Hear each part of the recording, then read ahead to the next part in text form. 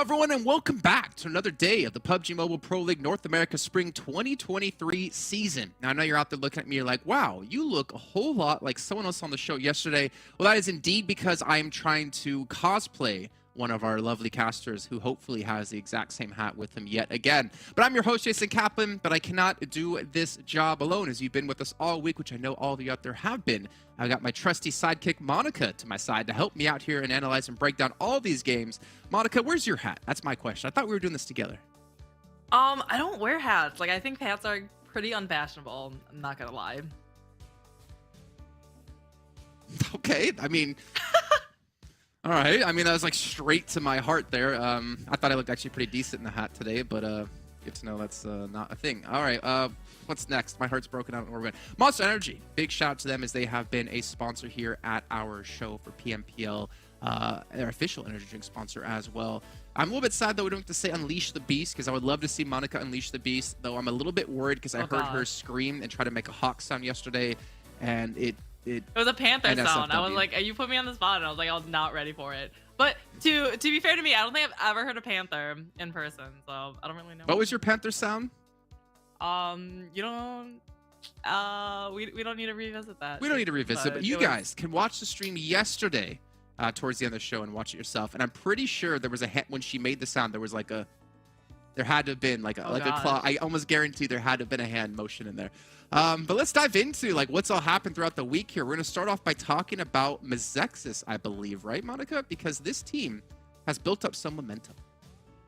MEZEXIS is one of those teams that they were flying kind of under the radar. They were just like really sitting on that fourth, kind of sixth, something in there. And as you can see here, just comparing how they've been doing in week 3 compared to how they've been doing before, we've got like a 7.33 average elims, and as we saw from yesterday, they're just consistently doing way better this week so far. Out of the 12 matches they played, 8 out of those 12 were in top 5, Dave, and the worst they ever did this week so far is an 8th place finish. Yeah, I mean, so let's really break this down, right? MEZEXIS, their best week was week 1 at 160 points. Now 40 of those points came from placements, the rest of them came from eliminations. Yep. Right now, they're at 141 points in this week. So they're, what, 19 points behind? But they already have more placement points with 2 days left to go than they had in their best week so far, which is already crazy. Also, add in the fact, they're only about, what, 32 eliminations behind as well from where they were before. And MEZEXIS have started to really build up some momentum here because the finals are right around the corner. And this might be one team that can challenge the likes of Hyper and YKG, which we have yet to see. Look at that. They're going 120 miles an hour. Now, you guys at home, make sure you don't drive that fast. It is illegal. It is very unsafe. But this team is doing it in PUBG Mobile. Momentum is a huge thing, Jason. It's like, imagine going into a match and you just come off getting a big chicken dinner. Especially here, I think this is where a 1v2 that Peralta had against WSB on a couple days ago. But it was just like yesterday they had an MVP, and it's just the mentality going into your matches when you know everything is doing well. Like, your teammates are going to have your back, everyone's checking their corners, everyone's scouting right. It's just you will perform better when your mentality is at that level. Yeah, and the thing is, like, there is about 4-ish days off. I can't really do math correctly, but I know we start on Friday, so I guess it's like 4-ish days. That can work against them, to be fair, right? Like, as we're saying, if you have a really good match and then you're in the group that has to sit out the next match, it kind of takes that breath away from you. However, in the finals, guess what? You won't have that break. And sometimes that break can be good if you have a really bad match. So MEZEXIS, if they can maintain this momentum, they might be able to take away the title of Kings of NA here from one of the 2 teams which we've been seeing week in and week out really challenge for the top. But Monica, the thing is, that's the top of the table, right? What we should focus on now is more towards the bottom of the table and more towards teams trying to play in the finals, right? And 2 of those teams right now is BOPE and Excuse. Excuse currently sitting on the bubble, I believe, at 16, and BOPE at 17th. However, they are tied at overall points as well. But the scary thing is, Monica, BOPE is playing better this week than Excuse. Yeah, and BOPE, like, even though they are playing better than Excuse, it's just that BOPE has been very consistent week after week after week. Like they've just consistently been doing like a 3.3 average points per game. So they haven't really changed. I think it's more excuses kind of like falling off the wagon here because last week they did really, really well. They were averaging like 4.8 points per match, and they were, 7 out of 20 times like top 5, like just like they were doing way better. This week though, they came in and they've been falling off. Like their frags are just not there. They're just like, like maybe one frag, if that, in a certain match. So excuses like, if we're talking about momentum medium, excuses like downwards momentum, while BOPE is just kind of like that consistent momentum that they've had all season so far. Yeah, I mean, excuse, they got 39 points week 1, which is pretty bad, right? It was 19th overall. I can't think of a nicer way to say it. I guess that's the nicest way I can say it. 39 points. The next lowest for them was 36, and that was Super Laser Reflex. But then they go into week 2, and they over double it with 96 points. The question to us is, which one is the true excuse, the 39 points or the 96? And we're starting to see here, maybe it's leaning towards the 39 because they have not been able to maintain any sort of momentum they had from week 1 into week 2. They've had that, as you said, downward momentum. Whereas BOPE, they've been kind of consistent, right, at 67 points and 70 points. So BOPE, they have the chance to overtake excuse, get into top 16 and make it into the finals. But one thing we have to agree on, Monica, is that both of these two teams in the form we're currently seeing would not challenge for those top 5 spots to get into regionals. But what they are trying to accomplish is obviously the prize money, but also the experience, I'd say, especially when it comes to the finals, and it's a completely different type of event where there's no 3 weeks. It's 3 days, every match you play, and then you're done. Yeah, there's something to say about the experience like that we see from EnHyper, that we see from MEZEXIS, like those ones at the very, very top. It is mentally exhausting for you to play 5 or 6 matches in a row. By the time you get to the later matches, if you're not experienced, if you're not diligent and like very disciplined with like, hey, make sure you're checking your corners, making sure you're, not getting sloppy on rotations and such. It's those less experienced teams that are going to feel that mental fatigue towards the end. And then they're going to be starting to like, hey, push into a building, rotate, maybe not, stopping on a hill to kind of scout out beforehand. They're just going to like go to a compound. And that's where we see the mistakes happen from these lesser experienced teams where they just don't have as much time in the lobby as those. You're so positive though, because you went further than I did. In my head, I'm like, if you have a bad first couple of matches, how do you bounce back from that? Forget the mental endurance you need, right? If you're out early, you have a long break, right? So you don't need mental endurance, but you need someone to kind of get you back on track. And obviously, we'll see when the time comes if these two teams can do so, because they have 2 days left, which is 8 matches in total for them. But we've been talking a lot about overalls. Why don't we just take a look here at our overalls, get an idea of where the teams currently are standing, just so you guys at home who are unfamiliar of where the teams currently are, get that idea. And there is a pretty big lead for EnHyper. Now, the one thing that's important about this, Monica, is obviously the top 16 go to finals, but more importantly, the placings here at the end of tomorrow determine how many extra bonus points you're going to get as well for the finals. So remember for the point system, if you guys aren't familiar yet with the bonus system, they're going to get 10, and I believe it's EnHyper got first the first week, and then, or no, sorry, YKG got first the first week, and then EnHyper got second, and then the second week EnHyper got first, and then YKG got second. So they're both sitting at 16 points now. But yeah, I'm like, we talked about that momentum meter. MEZEXIS, like, I think they could really, like, if they keep playing how they've played so far, they could finish out and possibly get those 10 points this week. So, I mean, yeah, exactly, right? For our overall rankings for the week, but not for the entire event so far. Yeah, because 100 points with YKG still performing well is going to be really hard to contest. The crazy thing, though, is YKG, the only team to surpass 10 chicken dinners, and they have almost 200 placement points. So they have 195 placement points. They have 334 elimination points. They have more points in elims than our 8th place team has total. To me, that's already crazy.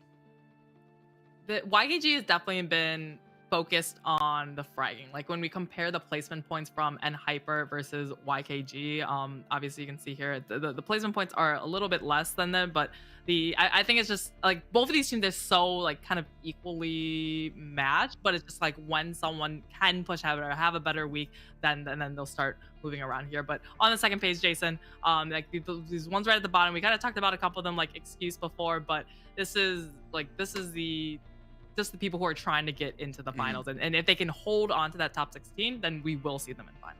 Yeah, and realistically, I think PUPPETEER right now in my head is pretty much the cutoff. as in like no team above them is going to fall out of top 16 with what we've seen the other teams doing so far. They have basically a 30-point lead over 14th place. They have a 70-point lead basically over 16th place. But you can see mobility, skills of mind, like skills of mind in particular, they could technically drop out of top 16. I mean, BOPE is on 17th place. They're looking to chase Excuse. But then if they surpass skills of mind, Excuse could potentially bounce back and pass them and knock them out. So skills of mind, team mobility, these two teams in my mind are not safe whatsoever, but as well as Excuse and any team here below, as we see BOPE tied exactly with Excuse. Even Angry Amateurs, they have a chance, Monica, to surpass some of these teams here and get their way into top 16, but it comes down to these last 2 days. Yeah, the last few days are super critical. And, you know, skills of mind, something that when I was looking over, they've had 9 eliminations so far this week, Jason. So we've had 12 matches and they've only gotten 9 eliminations out of that. That's not the caliber of play that you need to really hold on to that top 16. So it's still anyone's game after that, you know, that cutoff that you had mentioned before. Like if BOPE can have a great game or a great, you know, last couple of days, they can definitely, I wouldn't be surprised if they could be able to jump up into that like 14, 15 spot and shoot down some of those teams like Excuse or Skills of Mind that just aren't performing. Exactly, but if they're the only team to do so, that has that rise in performance, that only one team can be knocked out. So if multiple teams, like them, Angry Amateurs, maybe Metaphor, have that step up and Excuse, Skills of Mind, and Mobility can't really do much, we could see multiple teams being pushed out of our top 16. But Super Laser Reflex, you know what? I gotta give them some props, right? I feel like they've been playing with really no care in the world, and sometimes it actually benefits them. We've seen them, you know, get a lot more eliminations than we saw in the past, especially that week one. They were struggling with eliminations. So it seems like their game plan right now is work on their firefighting, that CQB, right? Like, or CQC. Why do I always say B? I don't understand. Close quarter combat with these other teams. And with the amount of times they fought in Hyper, they have a lot of experience now. Maybe close quarter driving or something, because I've seen them in a lot of vehicles. I'm like just driving around too. But yeah, I mean, they if they could change their strategy up a little bit, then maybe we could see something but a little bit different. But we are into our last 2, so 8 matches total for these teams. So I guess it's now or never for these bottom kind of teams if they want to make it to the top 16. I can see the tagline on the show now. It's now or never. Day oh yeah, that was a good one. 5. Just charge them royalties for that. Yeah, you don't get royalties unless you do the Panther sound again. Then maybe you'll get some royalties. But you guys at home who are watching, though, keep in mind during the show and obviously up till the 30th of April, we do have the PMPL crate going on in the game right now, so you guys can pick that up and open up for some sweet little items. And also, you have a chance to win some UC while watching the show. But we'll get into that in a second, because before you can even get your UC, you got to fill out our survey here, post up in chat for you guys to see, to give your feedback on what you've enjoyed, what you didn't like, how much you enjoy my hat, how awesome hats are in general, and how wrong Monica is when it comes to style. Who knows? It might be in the survey, or maybe you can leave it in the little extra section. But going back to the UC, right, there's tons of chances for you guys to win. You just got to make sure to check out the social media channels. And if you ever do post anything related to PUBG Mobile here within PMPL, use that hashtag PMPL NA so we can see it and we can post it. I did get a couple of people tweeting to me. I think you were in there as well, right, Monica? Was saying that they won the UC. I have people asking me for UC. That's what I usually get tagged in. People like, hey, hey, you know, like, can you slide me some like 10,000 UC? Like, no big deal. And for all the people that she says no to, just keep in mind you have to ask multiple times before she says yes. She never gives it to you on the first try. So keep asking her every single day, and you'll get your chance in there. Or you can also go. I do get people who spam, like, just like spam in the DMs. Just, please, please, please, please, please, like UC. Like, nothing better to do than to like ask for UC. But well, there whatever, you go. But, yeah, it's down there. Go pick it up. Maybe see if you can redeem it and get yourself to 600 UC. I know Zute's probably watching right now. I think he sniped a couple of them, but I think you guys are a little bit quicker than him, so I'm not too worried. I mean, he's a retired pro player, right? Probably doesn't have a good reaction time anymore. Yeah, slow fingers for sure. But yeah, if you do win the 600 UC, definitely post it on socials and tag us in it. I want to see who won. Well, I want to see who's been winning our prediction game, Monica, because if I remember correctly, your boy Jason Kaplan here with this fantastic looking hat should be #1, if I'm not mistaken. I think you are mistaken. I honestly don't remember. I think you're pretty mistaken, because we had some like weird stuff happening with predictions yesterday where it was a little bit like inaccurate, like the tallies and stuff. But yeah, they seem pretty accurate. Can we take a look at that? I think, yeah, can we see that? I don't know. I did like Hot Juke's strategy though. He let the production just like choose his team for him. Or you can do what Mustache Dave did. Dave was just pick better. I liked YKG his. no matter what. You Yeah. like his? Just consistency. And YKG the no funny matter thing what. was, he got like 2 right from that, if I'm not mistaken. Well, no, technically he got 1 right because he picked N Hyper one time, so he went against his own prediction, which kind of confused me. Yeah, and the one he picked N Hyper, he supposedly won it, but we took it away because he said he was gonna do YKG. Yeah, exactly. All right, well, let's take a look at the schedule, I guess. You guys get an idea of what's going to be coming up today. Remember, we still have 5 matches in total per day, and you're going to be having Vikendi at least once. Well, no, not at least once. You're only going to have it once a day, I should say. It's never at least, because there's never going to be 2. You see Vikendi's going to be coming up second with Group D sitting out, but we're starting things off with Erangel, and we're getting those out of the way really early here, Monica, with the first 3 matches of the day.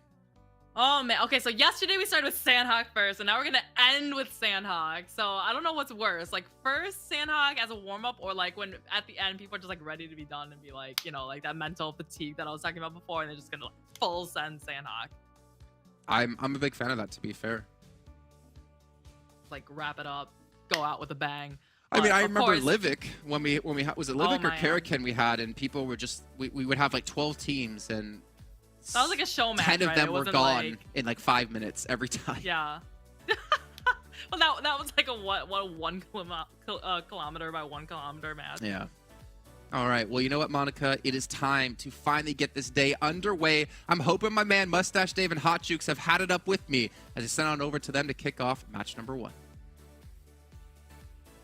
Match number 1, baby. Let's go. Big shout out, of course, to Jason, Catlin, and Monica, dude. Hey, Dave, the momentum, baby, right? The momentum we've seen so far from these squads. Crank it all the way to the top. How are you feeling, though, starting off today? Hey, man, I'm feeling good. Yeah, like you said, shout out to Jason Kappen out there and Monica for breaking that one down. The momentum is strong for the MEZEXIS squad, and you know who's not having the best momentum so far tonight?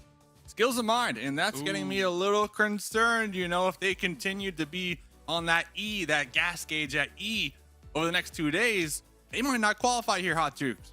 Yeah, it's going to be really tough. I mean, considering where their position is now, they have to have a monster day today, I think, because you do not want to leave it to that absolute end, especially if SLR has a really tough day here today. They are going to have nothing to lose, and if they were annoyed by any squads, and I guarantee you, there was plenty of teams that we saw shoot the boxes of SLR. So that's could happen tomorrow. It could happen today. I don't know, Dave. I don't know what we're ready for. Define bad day, though, for SLR. A bad day for SLR would be them not having a good day today, because that's literally the position that they're in. So if it's not an incredible, amazing day, it's a bad day for SLR. Okay. Talking about good and bad days, though, for SLR, all jokes aside, yesterday, I have to say, was somewhat of a good day for that team because we did see them almost every match. Jukes, hold up, man. Every match, they would drop, get some weapons, immediately make a push. Will that push, did it work out? Not all the time, but the fact is that they're attempting to get these early game elim points to try to help them out here. It's do or die, as they said. That's the title of the stream here tonight. Do or die, SLR. Today's the day. Let's see what they can do, Hot Jukes. Yeah, I'm pumped. I want to see them do that same thing, right? Because they need those early eliminations to help that end game solution, because we have seen them struggle get to that end game so many times. But if they're able to soak up and win a whole bunch of early fights, that could definitely help them out there towards the end. And we saw them push not just like any squad, right? We saw them push a lot of the top teams. We saw them push Hyper. We saw them push the Chosen. And they won that one. They won that one. And it's been a close call quite a few times. But I'm interested to see, are we going to see that good old-fashioned hot drop, though, right? In Gatka, we've seen that happen a few times with MEZEXIS, too. The team with that most momentum coming into today. If I'm SLR, I would not want to go anywhere near MEZEXIS right now with all that momentum off the charts here. Ladies and gentlemen, match number 1, day number 4, week 3. Spam those momentums in the chat right now as we are going to get into game number 1, Hot Jukes. Let's get it. Nice southern plane path here. The good old tried and true. That leaves military base still in play, as well as many of the areas surrounding it. So I am so excited here because, Dave, We can't stress it enough. It's today and tomorrow, and that is it. 4 squads are staying home, and you do not want to be in a position where you are not going to make it into the finals. So those teams at the bottom have to pop off here at the start. I would not wait until tomorrow, that's for sure. Yeah, 10 games left in total, but only 8 games for these teams as they only play 4 matches a day.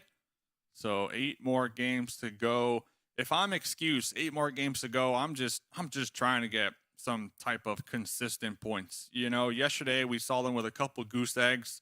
Not the best of looks that you want to be when you are that team on the cusp, on the line, right? They're tied right now with 177 points out of 52 games played with BOPE. So those 2 teams, boom, boom, right there. If Excuse continue to have a poor day here today without those consistent points, they're going to get overtaken here today, Hot Jukes. Yeah, and that's not a position that you want to put yourself in. The first zone. And we're headed all the way to the west side, baby. Execute's going to really like this one. Phoenix as well, since these are their main drop locations. Execute doing a nice split here. And they're going to have this entire area to themselves very early on. Uh-oh! Ooh, SLR. And this is against Skills of Mine, too. So both these teams really need these points against each other. And it looks like SLR has the advantage because they did eliminate one of the players, but that's actually from WALLSTREETBETS. Yeah, Skills of Mine with more to lose here in this situation. Wasted at school. Trixie Boy on the rooftop, gathering some intel for the time being. All 4 members of SLR still up, still alive, still active. Looking for some loot. Trixie Boy, doesn't want anything to do with this right here. They already lost 1, so they're already going to be down a member here. Not the best spots to be in here. Match number 1, when we're talking about momentum, dropping in your first match, getting taken out in 16th. Oof, that is momentum killer, Jukes. Absolutely, definitely. So let's see how Skills of Mine is opting to play this one. Trixie Boy looking to make that cross all the way to school. Let's see if he's able to do that safely. I like how Super Lazy Reflex here are clearing very close together. Shotgun in each one of their hands and clearing each room together. Don't want to make any mistakes. And I'm not going to lie. When I see them clearing rooms like that, Dave, that means they mean business coming in here today. Yeah. I feel like they're actually playing as a team right now, which you love to see. So let's see what they can accomplish. Trixie Boy still in the general area, unable to double back to their teammates at school. The one thing that has me concerned is SLR, we see a trio, but there's also a solo from the squad. Look at that off angle. We don't see him on the mini map, but they are out there. There it is, Baby Dragon. Okay, so it looks like we are going to get the pickup. Baby Dragon's still looting over there. But I wouldn't be surprised if SLR continue to hunt them down here. Why not, Hot Jukes? Why not? Why not? All right, well, let's see what options are going to be available for Skills of Mind, because Skills of Mind are one of those teams very low on the leaderboards.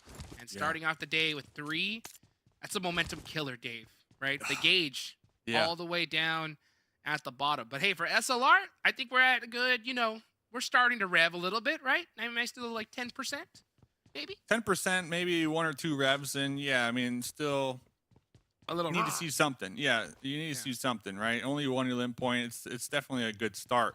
And going back to the topic of Skills of Mine, you were talking about them. I honestly would just pop in those buggies, try to get in my vehicles, and just send it into the zone right now instead of waiting around school, completing the school looting, rotation, and making sure you're geared out. Just count your blessings. You lost 1 early on. Try to get out of dodge here. Try to survive for that late game. We saw circle number 1 based on the plane path. There's a high chance that there's not going to be anybody even in Gatka right now, right? Of course, they don't know that, but with some scouting, they might be able to. I think if I'm Skills of Mine, I'm picking up my teammates, and I am just zooming right for a centralized position right now, Hot Jukes. Yeah, that could be definitely the play, or even, trying to head all the way to that hardship side. The chances of there being not a team in that area at all Slim to none. Very high, yeah. Let's see what Ronnie could do. Ronnie getting very close to excuse. Oh, looks like they had some words. And he said, "Oh yeah, James, that area is clear. Go that way." But James, feeling that he was lied to, and good for him because it looks like he was able to kind of get out of the trap that Phoenix was looking to set on him. And this is gonna be in Sosnovka, military base. Uh-oh, James thought maybe believed him for a second. Maybe he said, you know what? Maybe he was right. And I think he learned his lesson with his back tires. At the end of the day, though, Phoenix Esports are in a great opportunity to set up a bridge camp onto Excuse. So unless Excuse have like a backup plan, we don't normally see them utilizing that east bridge very often, and I don't really see them using it here because of the circle and where it's at. But we'll get back to that because what was that in the feed? Was that SLR on the hunt for Skills of Mind? Oh no, Skills of Mind still in the school area, Hot Jukes. And no longer. I mean, they are out of there. So, I mean, super lazy Reflex, the team that needs to have the most miraculous day today, are starting off with a squad wipe here against one of the teams that they need to pass, Dave. Could you ask for a better start? Nope. Cannot. So we were talking about what is a good day for SLR? Well, 4 elims. 4 elims. Oh, Not only are they any elims, they're elims on a team that you can overtake if you continue on with this trajectory. So huge potential for them. And talking about huge potential, Dope Slayer is getting intertwined right now with YKG. And another team is MENA 4. And I guarantee you, SLR is going to see that in the elimination feed as well. MENA 4 being one of the teams that they have to have their eyes on as well. So they're going to lose a player early on. Good for the side of SLR. Rough for MENA 4. They do have still a 3-man, Rocky. We've seen it happen before, Dave, right? We've seen teams pull off a chicken dinner with just a squad of 3. Definitely not optimal, but it is possible. Fishy getting knocked here, and wanted Vigilantes in big trouble. I wouldn't be surprised if we see YKG hunt this down. Yeah, Joey driving up, Fears right around the corner. Zed, scared, nervous. Making a run for it. Oh, it looks like Fears, actually ran over Fishy. Yeah, so, got the confirm and you're out. In and out. And they left Zed. I'm surprised they let Zed go here. In and out. This is going to be within the blue, so both teams do need to reposition here, but the blues, as we can see, not chunking down too much right now. Isn't going to be affecting them too much, but the next circle did pop, and it does shift down there towards the south quarry. Primorsk now going to be in play. Execute have a great position over there on that west side. They're setting up that zone camp, and most likely will clash with at least Angry Amateurs and Puppeteers here very shortly. But I like the call here from YKG, not opting to get overly greedy. You know, would they have been able to take out one of the Vigilantes? Most likely, right? But they got their eye on the prize here, and that's trying to get into the zone without being gatekept themselves here. That's a good point. Yeah, with that kind of shift, I mean, they definitely saw it and said, you know what? Yeah, this elimination point is great, but sometimes you got to let go of that bone and start heading for the major prize, and that is a bridge camp onto the side of Excuse. Finally, actually throwing.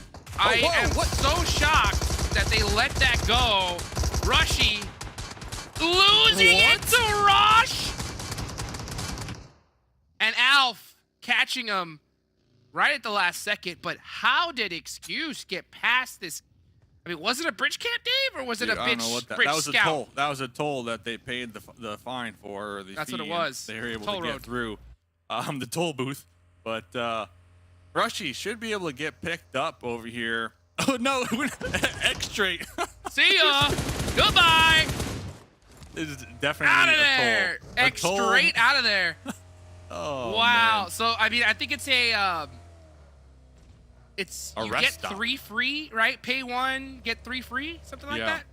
Mm-hmm. Something, man. Because Phoenix Esports, they definitely had the advantage. They knew for a fact that team was out there. They were taking shots earlier on. I'm shocked. Onto James, and they actually set up for it. But I believe what they were trying to do is let one pass them, you know, set up that trap, give them that false confidence, and then the other 3 will also pile through, and then you light them all up at the same time. But we saw right there, Phoenix kind of having a little miscommunication letting more than just one pass for free for that trap. Instead, letting 3. So I like that they're trying something though here, Hot Jukes, because but Phoenix, even they if can you- afford it. You know, they're a mid-pack team. They're Sure. a mid-pack team, so they can't afford these slight errors. And then on the flip end, Excuse, the team right there on the cusp, still alive. So it makes this game even more interesting. Yeah, I mean, even if you let one pass, though, it's pretty risky because if you let one pass you up for free, what are the chances that that one person does not spot one of your players, you know? The idea would be weird if they just pass it up, but if I see one player, I'm screaming, guys, there is a whole team waiting for us. They're just letting me go by. Do not come this way. So I don't know, but you're right. I mean, when you're in the middle of the pack, I guess you can give them that little, we'll punch that excuse card. You know what I'm saying? For them here.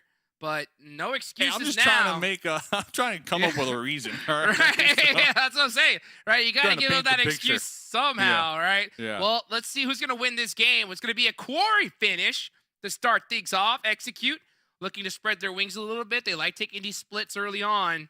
yeah. And you got Dong as well as Puppeteers leading the charge all the way on the west side. So they're going to have that hill. If that zone goes to them, they could definitely have a good performance here. Yeah, I kind of am liking the Execute split right now. They all are going to be holding down the south. They know for a fact that that's going to be cleared down there in Primorsk because that's where they came from. My only fear is with there being so many teams alive, if one of their angles get pushed on by a 3 or 4 man unit, that could be them thirsted immediately. So it's going to be interesting to see how they support each other with their current angles. It's something that we're always chatting about here, and we'll have to keep tabs on that because now we're going to start to see some shots ring out in the elim feed. It does look like Phoenix were able to get their second chance up against Excuse. It's one of their squad mates here, but Quarry, Hot Jukes, and Hyper taking up the high ground of Quarry, at least down here in the south, and then in the north high ground of Quarry, SLR. SLR, they're setting up for some elims here this match. They got 5 already, and they are hunting these down. Oh, I think Phoenix did not like that some of these players from Excuse got away from them. Or maybe it was a set play. Who knows, right? As they are getting the hunt down here. James up on top. He did move, so they know exactly where he is. Nades coming out. James got that DBS locked and loaded, trying to make a defense for his team. That was a bad nade. Oh, my gosh. Alf with that terrible bounce back. Does survive. James have a molly, a grenade, a smoke, anything to help him here right now. Honestly, if I'm James, I'm trying to think about how can I escape? How can I leave this dangerous situation and survive? I don't know if that's going to be even an option right now. James, DBS, Tommy gun spray on the stairs. There's Ronnie. Nice jump out. James going to be jumping out the back Bop. window. The sound Let's go, tube. James. James on the diamonds. 2 more to go. James will get the confirm right there. Clearing the angles. James running around here. 30 bullets in the Tommy gun, ready to go. The pre-fire through the door. James! Oh my gosh! There's another one. James almost with the 1v4 right there, but Rushy coming out on top. Rushy having to shut him down with a nade because James was on a rampage there. Almost got that entire squad. Very, very clutch nade there from Rushy because that was way too close for comfort. Beautifully executed, though. Man, that was amazing. Shout out to James. Never doubt the James again. He was hungry. He was hungry. Nice He was little hungry. eight. That's what we're learning here. That is Don't what doubt we're learning. SLR. Do not doubt Super Lazy Reflex because they are dead center. They had 5 eliminations. Their whole squad is up. This is a dream case scenario, right? So if we have going to see any chance for SLR to make a Cinderella story comeback, they have to do it here and now. The door's open.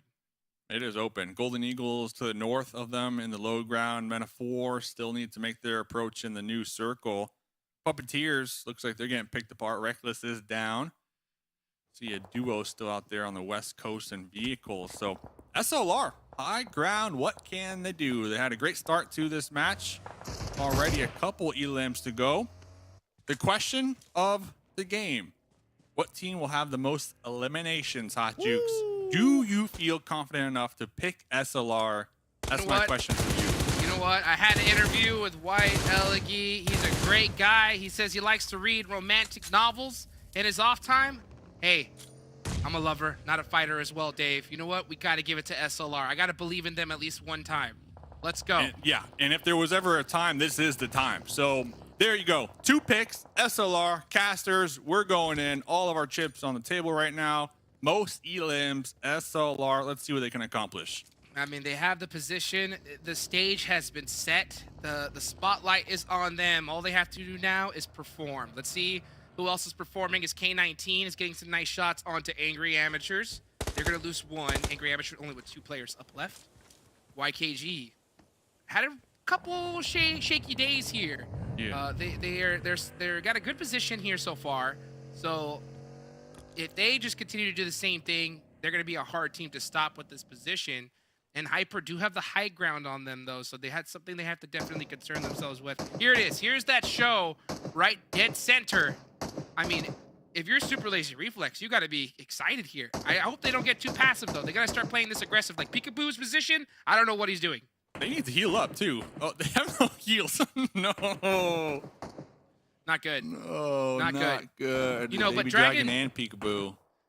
Dragon Baby's position is great, right? Because he's controlling that entire side of the map. He should have another player in that area as well, because the biggest thing that can actually take out SLR is a full drive up, a full send onto their position. So they should be in a spot to defend. Like, look how Hyper is spreading out.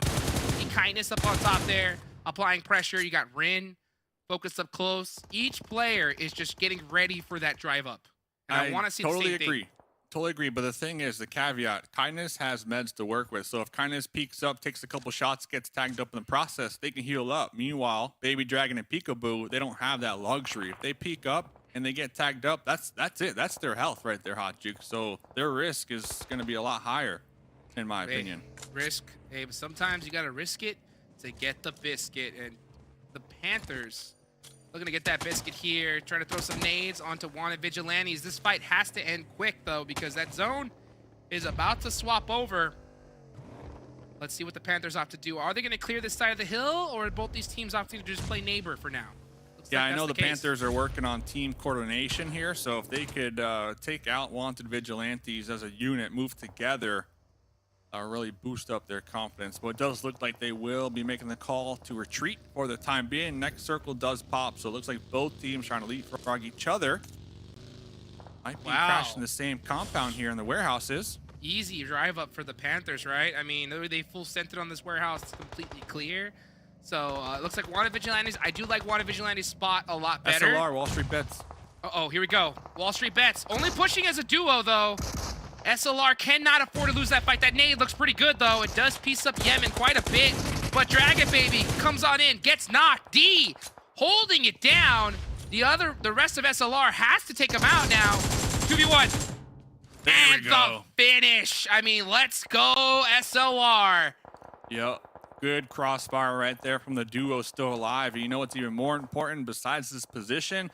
It is going to be downrange from Hyper and Dope Slayers, but the important takeaway here, the elims, number 1, but number 2, the meds that they'll be able to acquire from those crates. Well, I'll tell you what, SLR full sent it deeper into the quarry. They had a great position, an excellent one, but they wanted more. They knew that center spot gave them a better chance at making top 3. And Quad with the setup onto Zed. The problem is, though, that cross is way too deadly. So it looks like the Panthers are going to have to be just happy with that knock. Can he get the second, though? Oh, Steve-O. I get the confirm. Gotta watch out. Steve-O cannot afford to get knocked here. If he does, that's 2 players down, most likely. Steve-O's going to smoke it out. Molly's on Quan either. Yeah. Smoke to work with, so. Pre-fire. Nice pre-fire there from Quan, just trying to hopefully get that lucky finish. But yeah, this looks like that fight's going to go and continue. The zone is about to close. This is that planning plays right now. Yeah, Ronnie from behind can be spoiler right now for Wanted Vigilantes. We'll have to keep tabs on Ronnie. Looking to make the come up here. Looks like Quan did spot out the opponent out there in the distance as Phoenix Esports getting super separated right now on this east side. Looks like one of their squad mates accidentally ran into the Golden Eagles on the high ground, who recently took up the position that the Panthers just moved from. 3 limbs on them. The question, everybody, is who's going to get the most eliminations in this game. You guys put your predictions in the chat. So far, both the casters, myself and Dave included, are going to put our money on the SLR. Looks like Jason Kaplan is picking SLR as well, but Monica picks YKG. Not a fan of the Cinderella story. Comeback. Come on. Monica is. Come on. Peekaboo's still not even healing up over there. Living on the edge. You'll love to see it. Fierce. Execute still 4 up. Are going to be playing a little closer together for the time being. Jason and Tensa holding down the backside of this circle, making sure to take out any stragglers, making sure that Fate and Casper don't get backstabbed. They are going to be intertwined with Hyper. Next circle did pop. Does favor them for the time being. Fate looking for a big grenade. Oh, that grenade does touch Kindness there. Kindness forced to retreat after that. Yeah, that one hurt. He's going to go ahead and get that first aid. Still, that's kind of a scary spot. He knows it too. But heck, that seems to be the best option because he knows another nade was going to come in that direction. Robert eats a little bit of it. SLR centering up once again. Yeah, they centered up earlier. They centered up a lot earlier, and that was a huge idea. And it seems to be paying off big time there because trying to send it onto them now is for sure nothing but an elimination decision. Alf gets knocked to finish. Awkward. Yeah, dope. Have the perfect angle. Ronnie's just stuck out in the open. There's nothing he can do. Looks like 2 members of the Panthers will need to attempt to group up with their front line. We're talking about grouping up. QZZ in the guard tower was spotted. The Molly will be burning them out. Getting that confirmed. So Monica picking YKG. YKG, they are going to be down Chico, but they're starting to ramp up here. Pushing on to YKG. Kindness with the DBS. Ooh, a little tag action right there on the Fears, but they're just too strong with their numbers advantage here, Hot Jukes. Beautifully done there. Fears Not gets over yet, faced up immediately while moving forward. So that's going to go ahead and cause them to breathe a little bit here. That's Phoenix Esports eliminated. YKG with 7 eliminations, tying Super Laser Reflex. They are down 1 person. Another one is knocked as well. Can they continue to this push? It's really up to Execute now to put up that big defense. Stop the dreams of Execute. Yeah, we saw right after the Hyper elimination right there, Execute were immediately third party in the push from YKG, and they tagged them up quite well and actually forced them to pump the brakes here just a little bit, get those heals up. Now Jason in the warehouse, UMP in hand. We see some smokes blocking the doorway as Tenta will be pushing up here. Great defense here from Execute, rocking 2 in the warehouse, 2 outside, just in case one of the players decides to edge in. And you can see Fears just throwing all that utility right now. They're still in this zone, so they have a lot of room to breathe. So both these teams are going to be swapping, trying to open things up, but Fears having no fear at all. Full sending it on in. He's going to catch Tensa with that DBS. The S12K coming out hot, but it ain't going to be good enough. That's YKG eliminated. Monica coming out with that caster curse. Yeah, they did have solid amount of elims, but it's going to be put to a halt right there as the Golden Eagles, Beowulf looking for the wraparound onto 2 angry amateurs right behind the boulder. Beowulf is going to be trying to get the high ground. Rise with the cheeky push, and the UAS getting pieced up quite well. Beowulf using this moment to push back just a little bit. The bait from Rise, the heal. Here comes the follow-up grenade. 2 in hand. Beowulf! There's the first one. Rise in the front lines, though, trying to seal the deal with the DBS. Golden Eagles, the of Erangel. 5 elims so far. Still strong. 4 up here, Hot Jukes. Hey, looking to spread them wings, baby. They're outside of the zone, but they're pushing in. Let's see what Execute could do, though. Can they fly as well as they're hunting down Dope? Hayuya with the nade. That's a big one. Bray comes up. He's got that suppressed. S12K gets shut down immediately from the back line. A great support fire from Execute. Casper up front. And that's the Honey Badger, baby. And Honey Badger don't play. Honey Badger don't play. Oh! Here we get another. Getting the reload on the suppress. Hayuya! Nothing but SK12s from the Dope Slayers. Slaying Execute right there, getting a great position in the south. But while all that was erupting, Hot Jukes, SLR continuing to rack up elim, sitting at 8 as of right now, looking to make Make it that 9. Boom, boom, Soulfly, done. Super lazy reflex, making a great defense there. Their decision to be active and force themselves into the center position, very risky, but it pays off big time. And that's the decisions you gotta make. I like a nice little smoke there. Actually, that's kind of risky because he's gonna eliminate those sight lines from himself completely. So that smoke could be devastating. Still gonna be very difficult to push up on them though, regardless. Nate with a nice knock on the Beowulf. And we're going to see a heck of a fight here from mid-range. Yeah, Zed has to be just shivering right now. But after the Golden Eagles push, it looks like they were spotted from the Panthers. The Panthers chunking them down, taking out 2. But it looks like the reset is going to be successful on the side of the Golden Eagles. I don't see a push coming out anytime soon. Because if they were to push, SLR have sightlines on the gap right there. Yeah, this is a tough push. I mean, both No elims on the Panthers, though. They've been involved so much this game. We've seen them in so many fights, but they haven't confirmed anybody.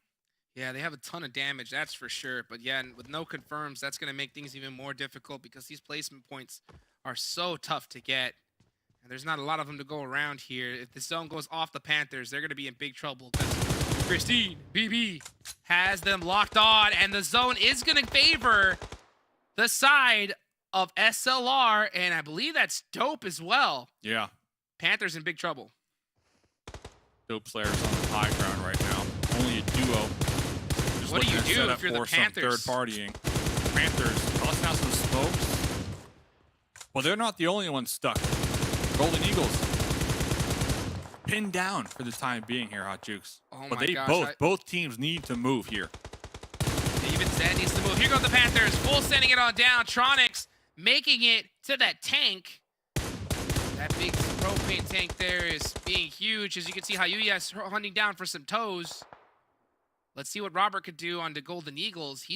This Dope spread 2-2 split for this high ground is huge. They just cannot get knocked. Neither of these players can afford getting knocked right now. No, the game plan is just get the elims. They don't even care about the chicken. Robert peeking their head up from the top, connecting on a Beowulf. Looks like Chronics might clash with the Golden Eagles actually inside their smokes. We see the smokes lighting up down there because the players are just letting it rip. Rise, take it down right there. Quan in the front lines. Quan with the Honey Badger. Nate with the DBS, but Robert with the third party from above, just applying so much pressure here, Hot Jukes. The pressure's coming from everywhere. You got Super Lazy Reflex throwing in some great utility here. Robert does get pieced up a little bit. It's just Quan left for the Panthers. He's going to hard peek this and get shut down. So Super Lazy Reflex in a 4v2 highly winnable situation. But Dope has the high ground, Dave. Don't count him out just yet. Shout out to Quan, though. They were able to confirm at least 5 elims. The Honey Badger coming in clutch. But let's see. The duo, Dope Slayers on the high ground. SLR, 4 up. 4v2. This is SLR's game to win. By the way, Dave, I don't know if that shot from Hayuya was a bait shot or an accident because that gave away his position. SLR hunting down Hayuya now with that DBS. Christine. Let's The rest go. of the squad needs to get him here. They need to clear him out, and they do. That's it. It's over. It's 4v1. SLR with the Cinderella story comeback. They needed to have a good day, and could you ask for a better one? That is game number 1, Super Lazy Reflex. The momentum meter. We were all talking about MEZEXIS having maxed out momentum. Well, it looks like SLR flipping the script here at the top. Feeling good in game number 1, Hot Jukes. But guess what? The prediction, though? That's SLR. But the prediction, though, we didn't get it right, man. They had, I think, 10 elims, while Dope Slayers had 11. So we were off by only 1. Only 1. But GG's to SLR, baby. Super Lazy Reflex with 11 Okay, eliminations. so it might have been tied. Okay, all right. Well, you know what? I think that counts I take because that. it's SLR, Yeah. baby. I mean, Christy, BB with 4 eliminations. Honestly, this is a great game for them. They were not initially blessed, okay? They full sent it to that location. They earned that spot. And for them to make that extra push dead center early on against WALLSTREETBETS, it paid dividends. This squad are making plays that I have not seen before. If their name is Super Lazy Reflex, that means that they're going to start making it happen towards the end, and they did. Yeah, and I love to see Peekaboo. We talked about this player for a hot minute now, having the PMNC experience and trying to bring that to the new guns of the team of SLR. So it feels like at least in game number 1 is kind of mixing and mashing in the right way. Let's hope that they can continue to snowball here today, because I'm on the SLR hype train after that match, Hot Jukes. Same here, baby. Let's get it going here. Those teams at the bottom just clawing their way, trying to survive. Oh, man, what a great story, guys. We got a lot more for you in just a sec. Don't go anywhere.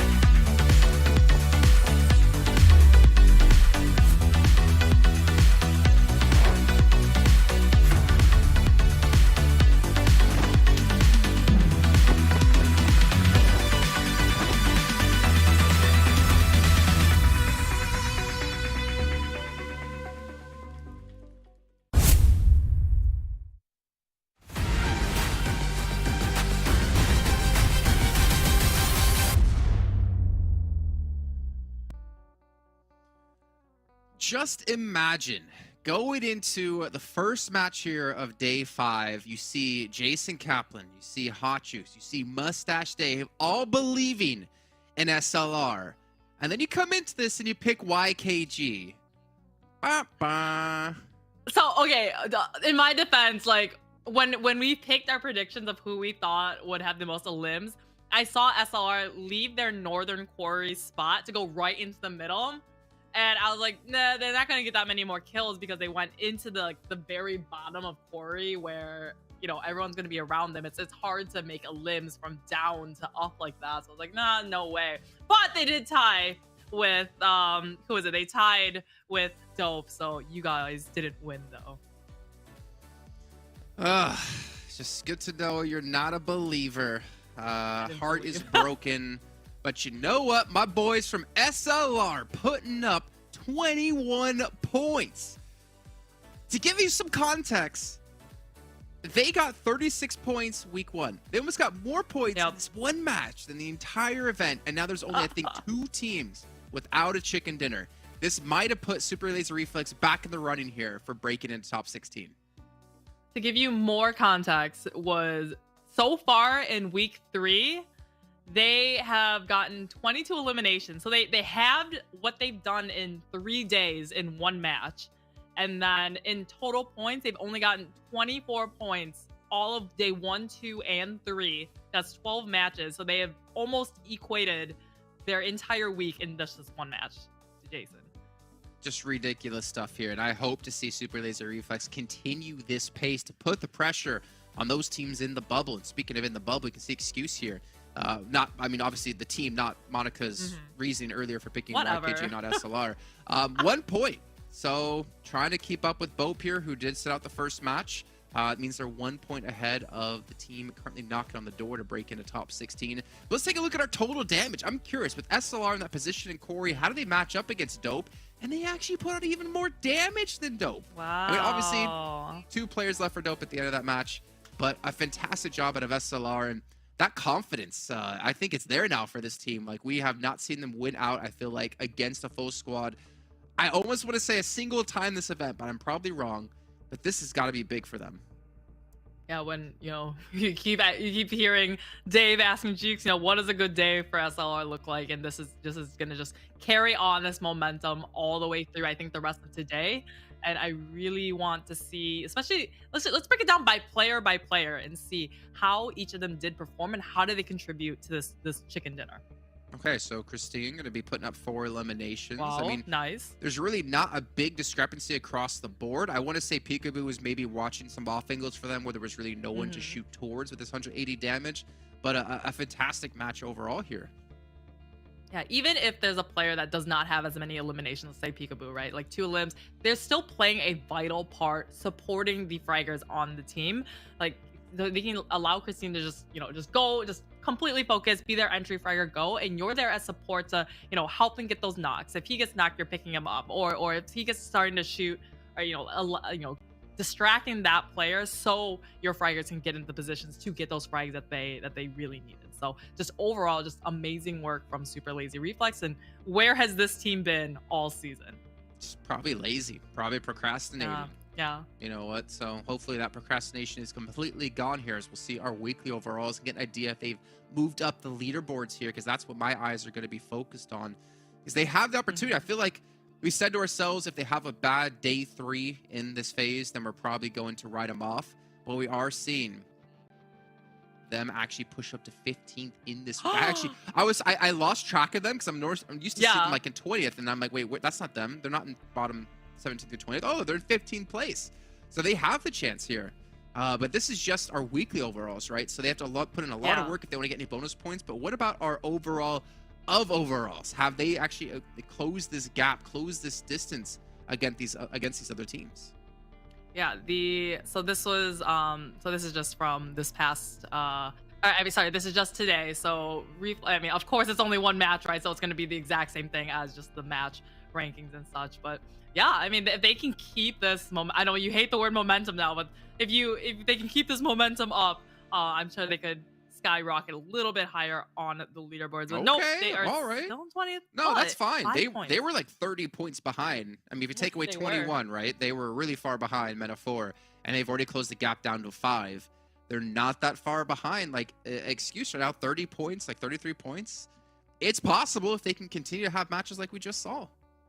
They're like ultimate sleeper team, right? Like everyone's kind of like written them off. They're like, meh, Super Lazy Reflex, like don't need to worry about them. They're just doing their own thing. But if they can do this again, let's say this next match, or if they're off in the match after that, let's see, like, can they, you said 30 some points, totally doable. Let's take a look at the schedule. What's coming up today? You can already see we have the Vikendi coming up next here as our second match. And we should be heading back to an Erangel once again, which in my head leaves us with a Miramar and a Sanhok to round out the day. And this should have Group D sitting out on top of that.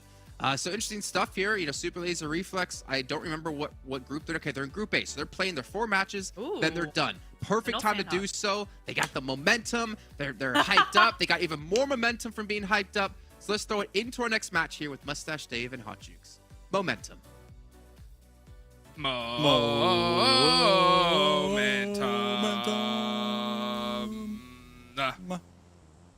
UC giveaway code as well, right below.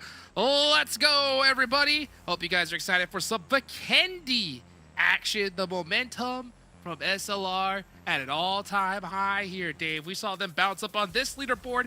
Can they bounce up on the other? And who's getting that 600 UC? So many questions here in this Vikendi. A lot of questions, but you know what? After that last game, all jokes aside, SLR, if they can have one more game similar to that one, they are 1000% in the running for that 16th place position, in my opinion, coming into tomorrow, right? So SLR looking for the comeback. The Cinderella story, like you said, in game number 1 is actually true now. after a winner chicken dinner. And to kind of add to that, Metaphor, Angry Amateurs, BOPE Esports, these 3 teams are ahead of SLR. And just based off of what we've seen this week from those 3 other squads, I gotta say, the odds are pretty high in SLR's favor.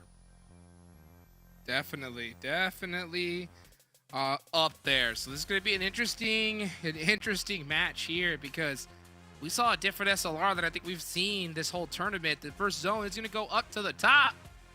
SLR and Villa, or Villa is what I like to say. They are very well set up and positioned here. And Hyper, MEZEXIS, Excuse, all these squads having to move up to the top. I wonder if we see SLR, how much homework did they do? Are they going to possibly hunt down some of these squads that they need to pass up on the leaderboard? Yeah, that's the thing with SLR's strategy that we've been seeing the last 2 days here. It really depends on if they're able to survive the hot drop or not. And talking about the hot drop, getting back to the action, K19 looks like they're able to get 1 quick elim off the rip right here. This team, at least a couple of these squad mates, I remember them participating in PMCO last split. So love to see them continuing on here their journey in PUBG Mobile. And they're just feeling it. You know, yesterday, not too bad of a day. Ander was telling me the energy, the vibes. I'm a real guy, like I'm real big into vibe checks. You know, I'm like, hey, what's the vibe? Yeah. You know, it is what it is, but it's really important because think about it, this is a long event. You know, the mental aspect, the wear and tear of just the competition heating up week after week. You gotta be positive about it. So just the fact that K19 still have really good vibes and they're feeling good, they're having fun, they're gaming, that keeps my hopes up for them moving into finals. But talking about teams looking to move into finals here at Jukes, Metaphor, 19th overall. Little point right there. Blaze on the Stranger from the Golden Eagles. What do you think about the vibes, though? I mean, you get what I'm going with that, right? 100%. You know, I think the vibes are definitely important, Dave, right? But understanding the pace of what you need to get done and understanding the vibe is even more important, right? You got to make sure that you know exactly how many points you need to move on to this next tournament. Where are these players going? So many questions, Dave. Give you an example. I'm doing a remodel in my house, and I asked my significant other, you know, what should we go? Before we get to that, though, big fight, though. Golden Eagles shutting down Metaphor. Metaphor, one of those teams that are going to be getting chased down by SLR. Yeah. Getting out real early. I guarantee you, when it comes to vibe checks, SLR knows what time it is. Vibe o'clock.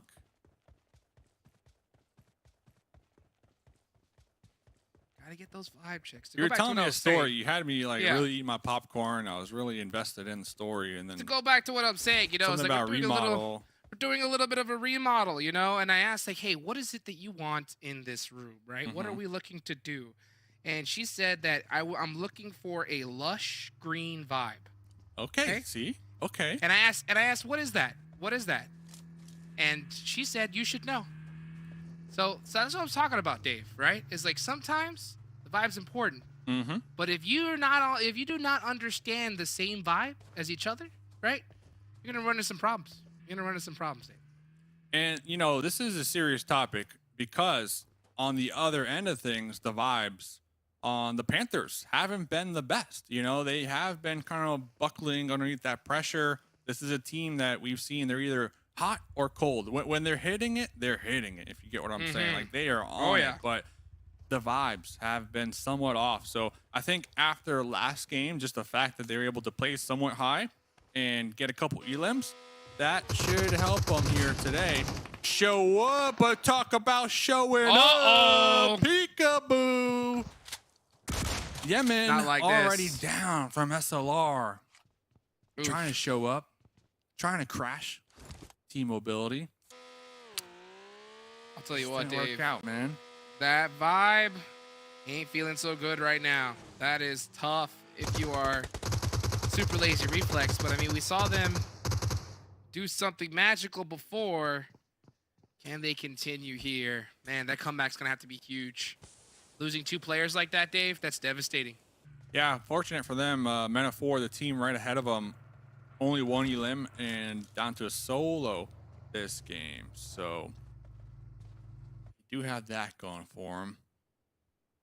BOPE's still alive. BOPE 17th on the overall, but also losing a member very early on as we see them trying to set up for this defense up against the Puppeteers. The Puppeteers, they're a team that you just never know what they're going to do. Kind of an unpredictable team when it comes to their crashes, but it keeps the opponents on their toes. Talking about being on the toes. Oh, WALLSTREETBETS! Out of there. Out of there. Able to be on their toes as they walk to the kitchen and get a little snack on the break here of Vikendi. Perhaps some Monster Energy, because these guys need to wake up. Yeah. But SLR, although they're down 2 right now, I'm not concerned, man. They just need one more game, like game number 1. And they're in the mix, man. I'm telling you, they are in the mix. So I'll tell you what, I'm concerned for them, though, because there's still a lot of games left to be played tomorrow, right? sure. And you want to, if you have that momentum, right, Dave? You don't want that to stop. You don't want that No. momentum to go No. down.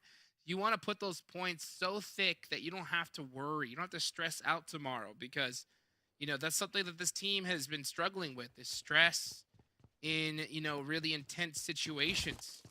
I heard it from their IGL himself. So hopefully they're able to put themselves in a good position tomorrow. But Jukes, hear me out. I'm Go looking at Metaphor, Angry Amateurs, BOPE Esports. Have we seen anything from those 3 teams like we've seen in game 1 tonight from SLR? Like, if SLR could continue, just, get one more of those in, they're going to be right there, man. I'm telling you. And when it comes to Metaphor, I don't see it. I don't see it. Angry Amateurs, I don't see it. These teams are always late to the rotations, always showing up late to the party, playing really passive. But SLR game 1, centering up, getting the high ground, getting involved. They know what the mission is, Jukes. That's the difference between the teams. One of these teams at the bottom, they know what they need to do. Meanwhile, the other 3, they're kind of just maintaining the status quo. Still, you don't want to leave that door open. But you are right. It's easier said than done. Let's see what Nate could do, though. Nate and the Panthers, they have not had the tournament that I was hoping to see from them. Still.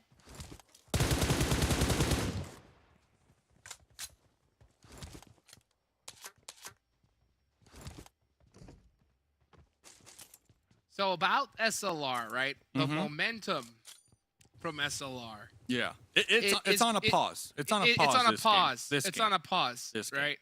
Yeah, for a lot of teams, it's on a pause. But at the same time, it's Vikendi. You know what I'm saying? Vikendi, sometimes you gotta just shake it off. It's cold outside. Some players don't want to be in there the whole time. Excuse, dude. Going down to K19. Yeah, that's gonna hurt right there. Illusion looking to get into a 1v1 with James. Just Illusion here. It's just Illusion. Where's the rest of the team? Excuse, you need to help your teammate. Little bait action. Pop into the door. DBS. No. One more. Get the confirm. Oh, nope. Rosh on the trail of Illusion. Illusion trying to double back, trying to get into the cover, trying to get a heal up. Meanwhile, Legend, Necro in the background up against Draco. Little 2v1 situation as Illusion. Illusion! Oh no, Rosh was hard pushing Illusion right there. Illusion had no health, still able to come out on top. So back to the story. SLR game 1, was it a flash in the pan or was it the true SLR? You know what I'm saying? I don't know. I think it was the true SLR. Exactly. Yeah. And with that in mind, excuse, nothing but downhill all week long, man. It's hard. We're going back to the conversation with vibes. I have to assume, excuse, the pressure is at an all-time high because they're about to be overtaken when it comes to qualifying for the finals. And then when you get to that point in the stage of the game where the pressure is high, you just don't know what you're doing wrong, you start blaming each other. You start, hey, what were you doing? What were you doing? And that just makes it even worse. So I'm not saying that's the case for Excuse, but all I'm saying is hopefully Excuse can pull it back here, can pull it back and pull it together and try to qualify for finals here, Hot Jukes.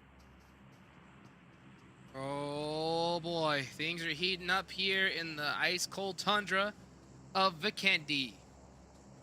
We're only in zone number 3. This is that huge planning phase. The thing about Vikendi again is that there's so much cover, even in a small area. So even when it looks like you're in trouble, you can always find your way to leapfrog really easy around the map. This Puppeteers is looking to possibly getting ready for this fight. They did knock Zuko. Chronix is going to let Zuko bleed out. So that's another easy finish for the Panthers. And the Panthers, again, just, man, not looking good. Not looking good here this PMPL.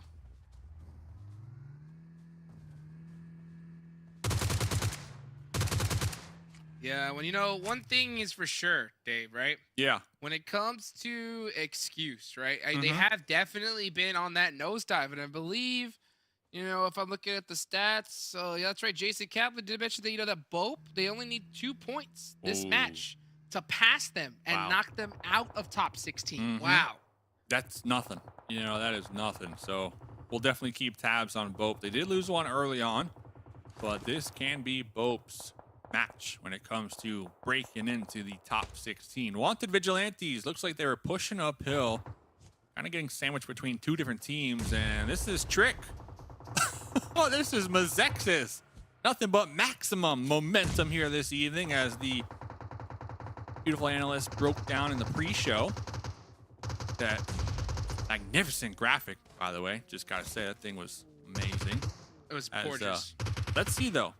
How strong is the momentum? Because now they're on this hilltop, but look who's here. And Hyper. Yeah, and Hyper lost 2 early on, but still, you cannot discount QZZ and Kindness. They know how to hit them shots here, Hot Jukes. Oh, yeah, I'll tell you what. If there's any player you do not want to count out, it's those 2. They could definitely make something happen. You can see Kindness having some second thoughts, trying to decide, do we go for it? Do I take off? And it looks like he's opting to go for a completely different angle here. This is interesting. This is interesting. Definitely trying to play for that long game. And Hyper. Trying to maintain their first place spot, right? Their first place when it comes to this. Ooh, actually YKG is. So, yeah, this makes total sense then. They don't want to throw it because, remember, what Hyper are fighting for are those bonus points after the end of tomorrow, right? So, totally understand the call right there to pull back, try to play the zones just a little bit. Let's see if we can get some elims working their way towards you for free. As they are in 3rd place, right behind MEZEXIS and YKG on the overalls for phase 3. K19 has some high ground. Golden Eagles are still across that bridge on Cosmodrome. So it looks like they're going to hang out there for the time being as we take a look here at the team with the dream. SLR lost 2 of their best players early on. It's just Dragon Baby and Christine BB alive and well for now. QZZ and Hyper in a similar situation, losing 2, but they have 5 eliminations, so that's definitely going to help them out regardless. Yeah, just looking to just set up. Equivalent to a 3rd place, so that's pretty good. That's real good. That is real good as these circles continue to just center on up. Golden Eagles all the way up there in the north. They might clash here very shortly with K19. Puppeteers getting a knock onto one of the players from SLR. That's going to be Christine and Hyper very close to SLR as well. Is Christine going to be able to make that crawl? Oh, you got to watch out for Hyper behind you too. This is not good for SLR. Here comes BOPE, though. Remember, BOPE only need 2 points to break into that top 16 on the overalls. They're up against YKG, 24K, Chico jumping around, looking for some intel. Looks like Joey on the no-hacks, but Fuego! Double barrel shotgun. There's 1 point, there's 2 points, there's 3 points. That will do it, Hot Jukes. Those are the points they needed to overthrow Excuse. Let's go, Fuego. Man, beautifully done from BOPE right there, shutting it down with that DBS up close and personal. And Hyper losing QZZ as he gets knocked. Let's see how this is going to go. So now is the time for BOPE they can build a huge lead against Excuse. Let's see how many more points that they can build up on. I talked about it earlier, right? You don't want to just be content with just passing them. You want a strong lead going into tomorrow, and the zone is going to go to the south side. That's going to be really huge for quite a few of these teams. Yeah, we see BOPE actually making their way right into the Chosen down in the south. So, like you mentioned, this is their moment to really try to build that lead, but as a duo on the snowmobile, riding right into the Chosen, that's not going to help them with the lead. But you know what? They did overtake Excuse, so that is a great play if you are Excuse. You know, that's exactly what you wanted to happen. Although they overtook you, they're only 1 point ahead right now. So Excuse really happy with the demise of BOPE right there at the hands of the Chosen. Question for everybody is, who's going to make it top 3? What are your predictions? Put them in now. Top three. MEZEXIS have 4. Team Mobility have 4. Let us know in the chat. Who you going with, Dave? Who you going with, huh? I don't know. It's a tough one. This is actually a tough one. Let's see if QZ can get that nade close. Ronnie and Rushy. Oh, here comes a follow-up Molly. I like how Rushy just went outside. Like, hey, where'd that come from? Whoa, Who's going this? Who goes there? Who goes there? Who goes there? QZZ. Yeah. And they're going to be chilling out for now. This little smoke in the midway. Uh-oh. QZZ has upset the minds of Phoenix Esports. But it looks like both these teams are trying to hang out here as long as possible. Phoenix is on the run, though.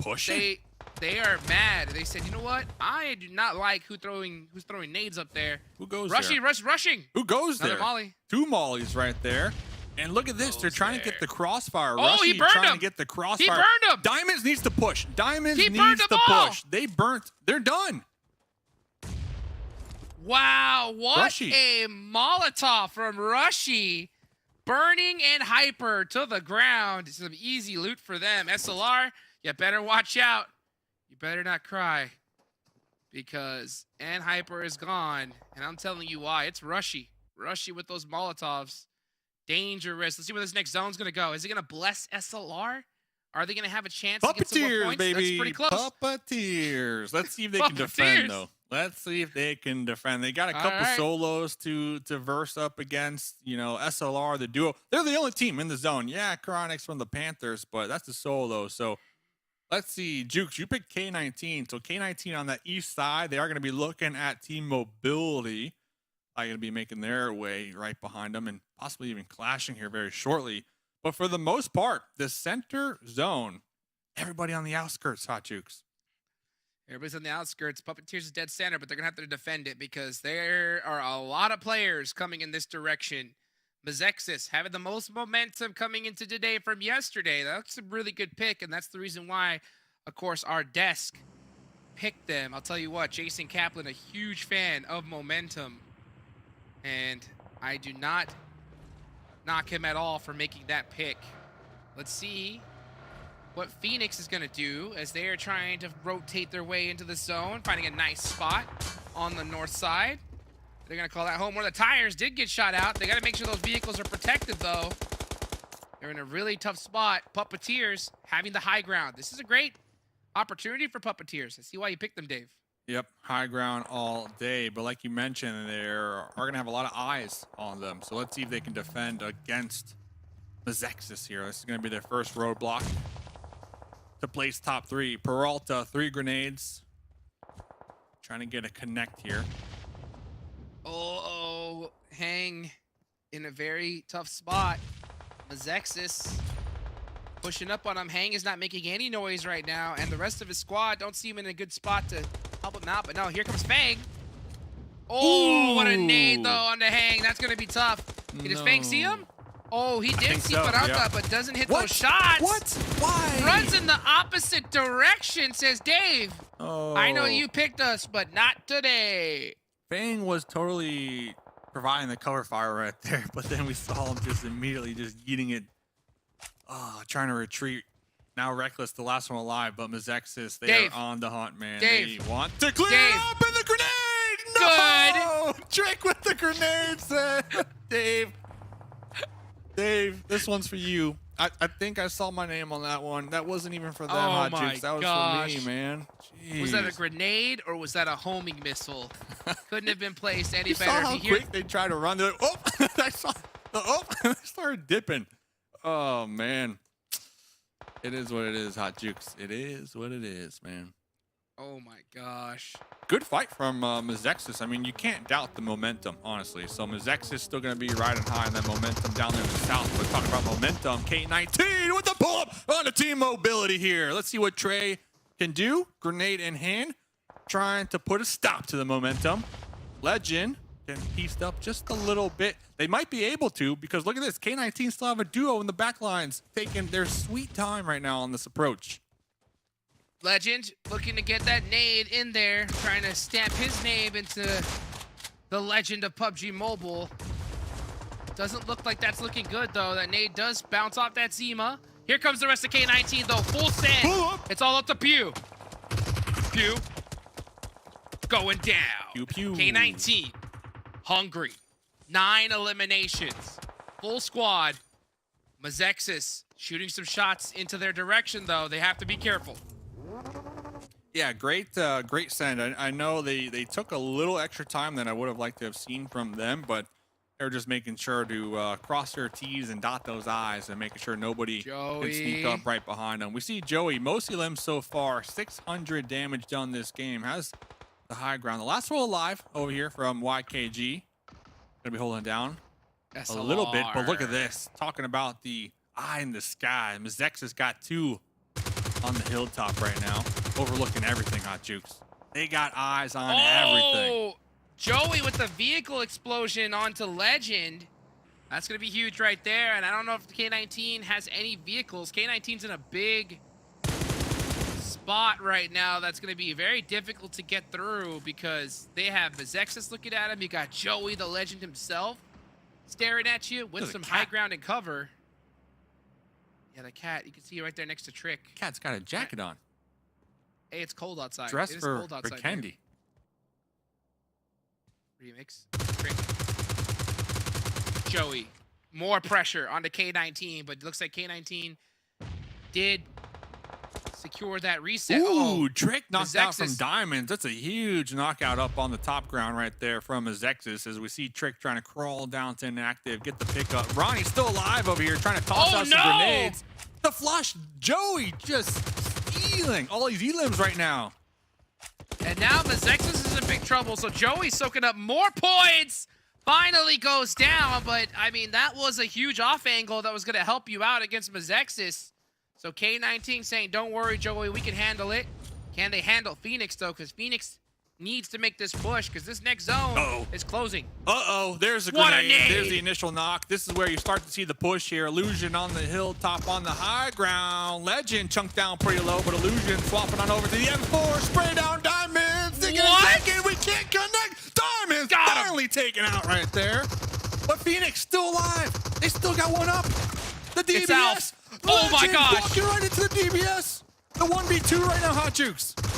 Elf, it's your time. Go! Can you do this? He gets another. One more. The DBS under. swap. Where are your shots? Swap! Oh, Phoenix Esports taking out K19 right there. They shouldn't have been able to do that, Hot Jukes. They shouldn't have been able to do that, but they did. Oh my goodness. Elf, how many monsters have you drank before this game? Because that is what you are, sir. Now it's your time to shine one more time. It's you versus MEZEXIS. Can you do it again? 1v3. Remix looking to get the surprise attack, but it looks like the audio cues. Dave, we Dave, know. let him cook. Let him cook. In next game. Let him cook Let him next cook in game, next game. Dave. Let him cook in Because next game. MEZEXIS end up winning that one right there. Beautifully done. What a high ground position from them. Once they got it, it was just all over. Yeah, MEZEXIS just soaking up that one right there. The winner chicken dinner. But honestly, Alf play of the game, honestly. The play Yeah, the play of the 100%. day. The play of the day so far. I know we got a couple more matches to go, but GG's MEZEXIS. We all predicted that this team, definitely keep your eye on them here today, because you know what, Hot Jukes? You know why? You know what I'm going to say.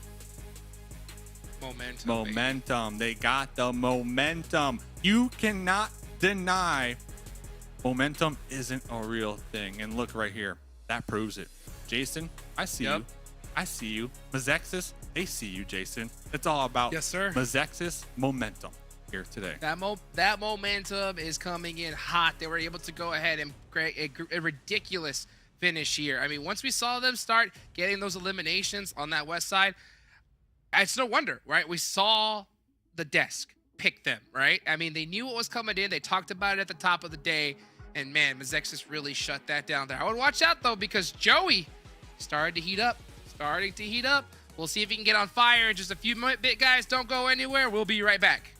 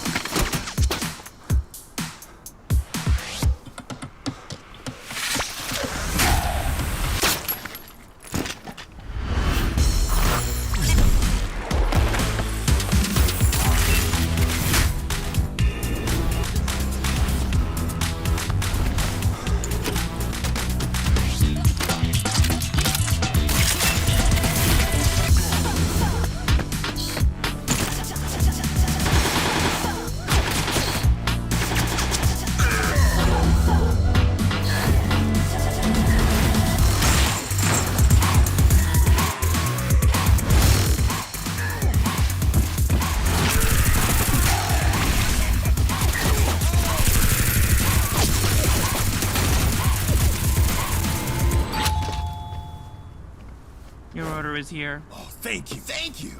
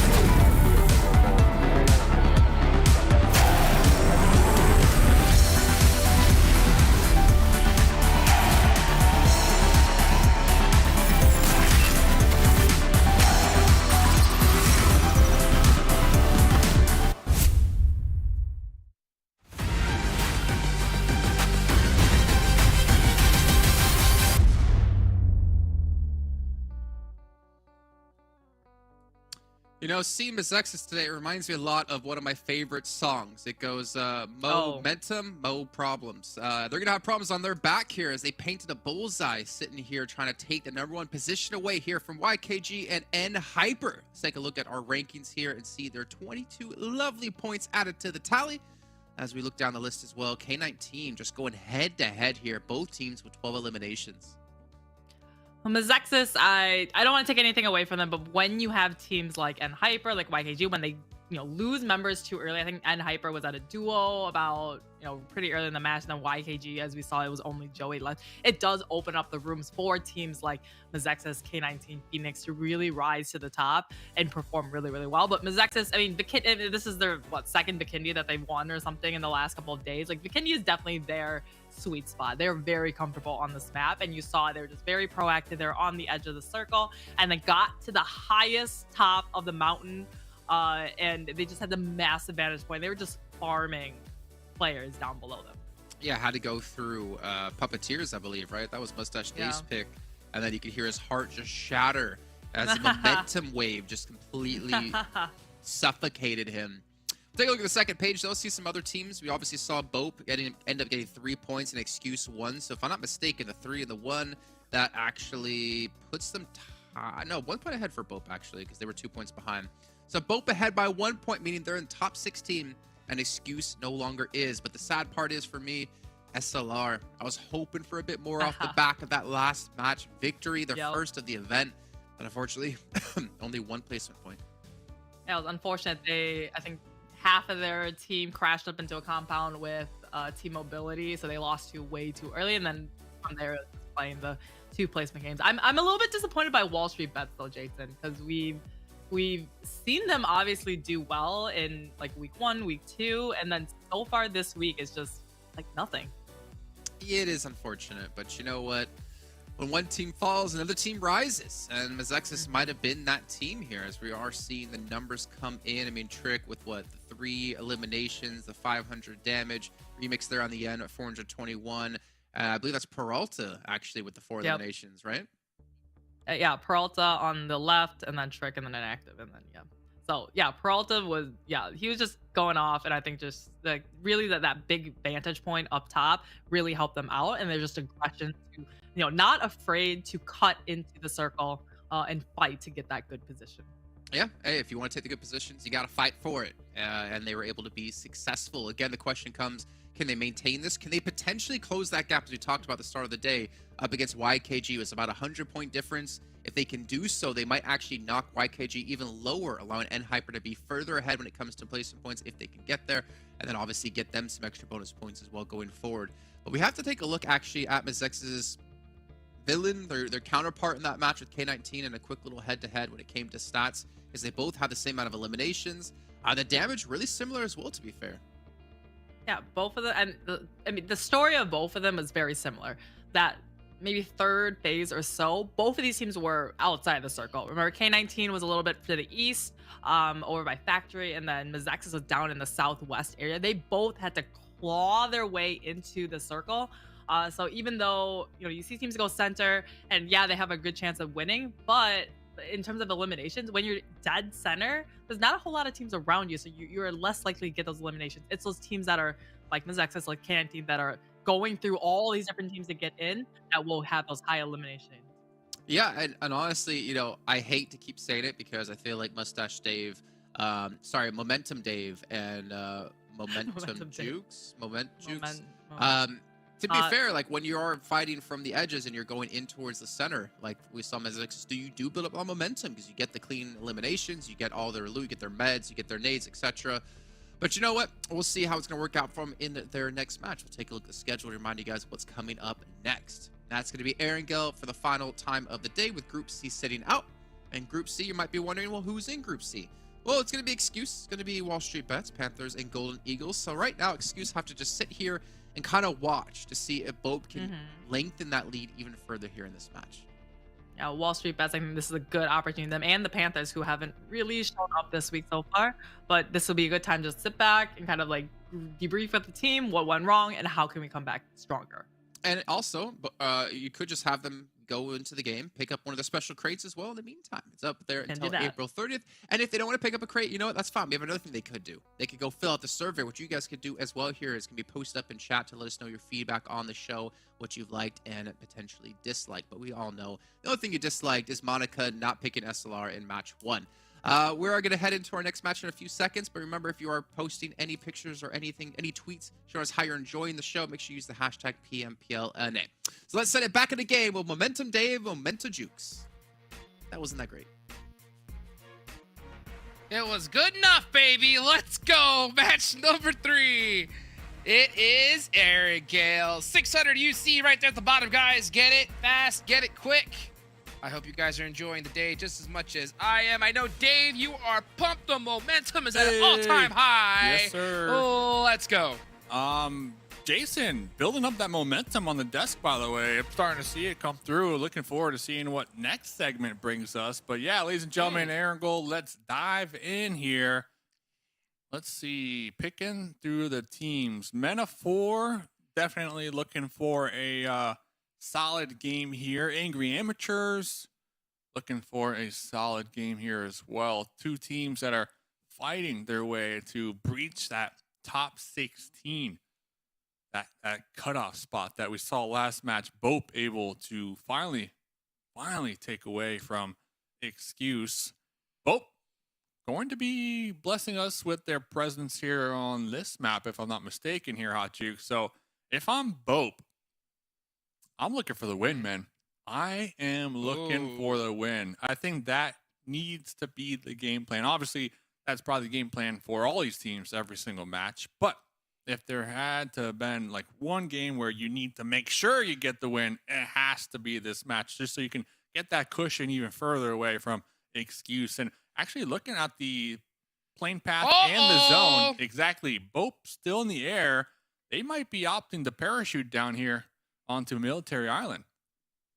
That might be the play indeed. Yeah, you can see BOPE looks like they are going to take that just Milita area. Oh, it's super laser reflex on the meta 4 in Pachiki, and Dragon Baby is getting the last laugh there with a beautiful recovery and assist on the peekaboo. You can see Wagoon there looking to make the push. Masood over and under shotgun. Let's see, he's gonna use that nade instead. He better watch out though. Up. Oh. Can he get it? No connection. He has that UMP though. He's hunting him down. SLR cannot make a mistake now. This is what I call getting stinky and pachinky, Hot Jukes. Baby Dragon down to about 50% HP. Masood, though, picking up the squad wiper, double barrel shotgun, looking to level the playing field. It's FP with the Uzi across the street trying to make their approach on the off angle. Baby Dragon will be getting that heal, but its FP is just sending it right now, hunting down, looking for the opponents. Yemen is going to be spotted. Watch out. Ba, ba, ba, ba. There goes Yemen. Tagged up, bagged up.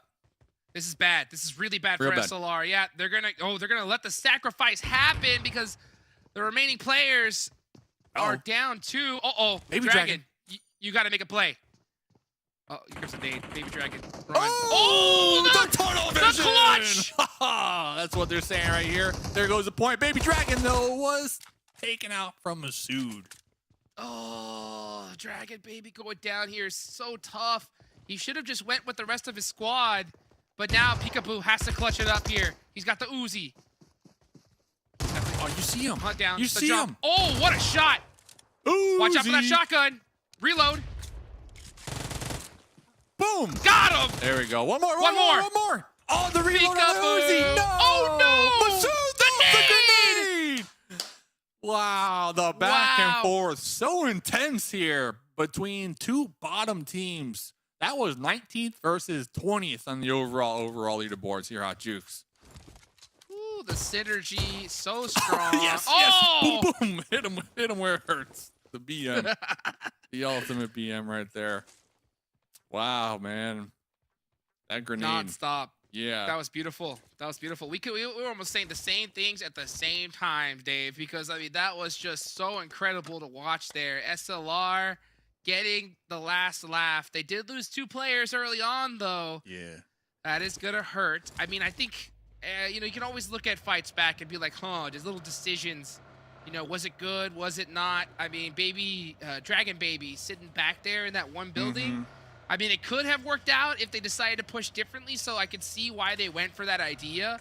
overall, though, right, we're seeing SLR win early fights at a very critical time. So, I mean, heck, they went for it on a team that they needed to pass up. I like how the fact that they did that. And at the end of the day, they did get 4. Can they get a little bit more, though? Because they definitely need it. Yeah, this is exactly what we were chatting about a couple of games ago. Like, just looking at the teams at the bottom trying to fight their way into that top 16 to make it to the finals. Looking at those teams that are surrounding them, right? We're talking Metaphor, we're talking Angry Amateurs, and now Excuse. Out of all the teams at the bottom, what team is looking for early game points? What team is looking to take fights right off the rip, you know? It's only SLR. Only SLR, the only team looking to really get these early game elim points and then snowball from there. Meanwhile, the other teams at the bottom just playing slow, playing passive, you know, playing the zones and constantly just getting taken out in rotation, not even having the ability to take team fights half of the time. So SLR, they're the only team, in my opinion, at the bottom trying to be proactive here and really trying to pull things together to qualify Hot Jukes. And that's something I love to see, regardless if, honestly, if SLR do qualify or not. That is something that just shows me, right, that this team is willing to do whatever it takes. And honestly, that's a championship mentality, because there's a lot of teams that once they realize that that lead's a little too thick, they just give up. They throw their hands up and say, hey, guys, we'll try again next time. SLR, yeah, the odds are stacked against them. The math is looking very rough. They're still going for it, though, right? They're saying, hey, you know what? We still got plenty of time. We could do it. We just gotta get it done. And so far, heck, especially after game 1, it definitely worked out. Here in game 3, who knows? But I mean, I love to see that mentality. You love to see it. And you know what? I believe this week it was announced PUBG Mobile World Invitational with a $3 million prize pool. So if you ever need like an extra boost, yeah, exactly, like an extra like boost, like, hey, I know we're losing, but let's try to qualify. $3 million sounds about right. I know there's other stages ahead of that, but you got to clear every single stage before you get to the final boss, of course. So shout out to PUBG Mobile having a bunch of money on the line here. And talking about shmoney, the Chosen, 2v1. Who's up there? Who's that? Is that Joey? Uh-oh, it's Fierce. Fierce. It's Fierce. Uh-oh. Fierce. Really low. Yeah. We did see the support in the back, though. YKG were attempting to make the push in their vehicles. Joey. Oh, my gosh, with the mini. Piece. I think he hit every single shot there on Gaji. He knows he's lit. 24K with the jump out. Can he get him here? Done. You're done. He does. Yep. Oh, goodbye. Nice. Gaji, where are you running? Where are you running? Very nice here. So let's see. Let's do a little deep dive action. Looking at the stats here this week, and Hyper GK first still at the top when it comes to damage dealt. Almost 6,000 damage dealt. Right behind him though, 24K. 5,600. So 24K has just been a goat here. And then in third place, Trick from MEZEXIS. So when it comes to damage dealt in week 3, MEZEXIS have Trick in third and Remix in fourth. So MEZEXIS have been just playing another game here this week. Definitely changing night and day. I did like their position up there at the observation tower with that high ground, but now look at this, Hot Jukes. What a hard shift out here. Oh my gosh, the hardest of shifts. Oh, this is rough, dude, for MEZEXIS. This is rough for a lot of teams, but Execute. How do you feel? How do you feel about Execute right now? They have 3 up. Execute, you know, this is their position in my eyes. I mean, they like to drop on that northern zone there, so they're set up very beautifully for this. They do have 1 down, but my whole thing about Execute is just their splits. Sometimes they split just a way more than I personally like to see. Sometimes it pays off, sometimes it doesn't. But as long as Execute just kind of group up together and play their game, they should soak up a lot of points. Dude, what is happening here? Do it, dope. Blinky and Trey were not taking any shots on that approach right there, and even Dope players were somewhat confused, you can tell. But now Dope players are going to be in the first story of this building. Blinky up there on the flat top trying to get the heal up. Bray clearing the second story, trying to avoid these grenades. Blinky with a nice little angle, looking to cook this grenade to perfection. And it looks like it is going to be missing the mark. Versa is across the way trying to provide support fire. But the thing is, Team Mobility, they already allowed the wolf into the chicken den here, Hot Jukes. It might be too late. That is for sure. It might. Let's see if Blinky can make a defense, though. The defense of a lifetime. Super lazy reflex eliminated. Ugh. So they get the early squad wipe, but not able to finish it towards the end. Let's see what else they can do here. Blinky letting him down. Allows that push up there. The vehicle does explode. Hayuya's knocked. And you know the team is letting him know that. Team Mobility starting to wrap on a dope now. Ooh, yeah, Hayuya popped in the vehicle, sent it out them in a quick U-turn to double back right where they came from. Very interesting play right there. Now Versa on the outskirts looking just to play cleanup right here. Dope Slayers back against the wall in the shed on the side of this compound. It's only a matter of time before Grenade or Molly takes them out, but Hayuya still defending their ground here in the smokes, Hot Jukes. Not going to make it easy. And look at this, though. Angry Amateurs taking advantage of the skirmish. Looking at third party this one with their 2-2 split surrounding both sides right now of this building fight.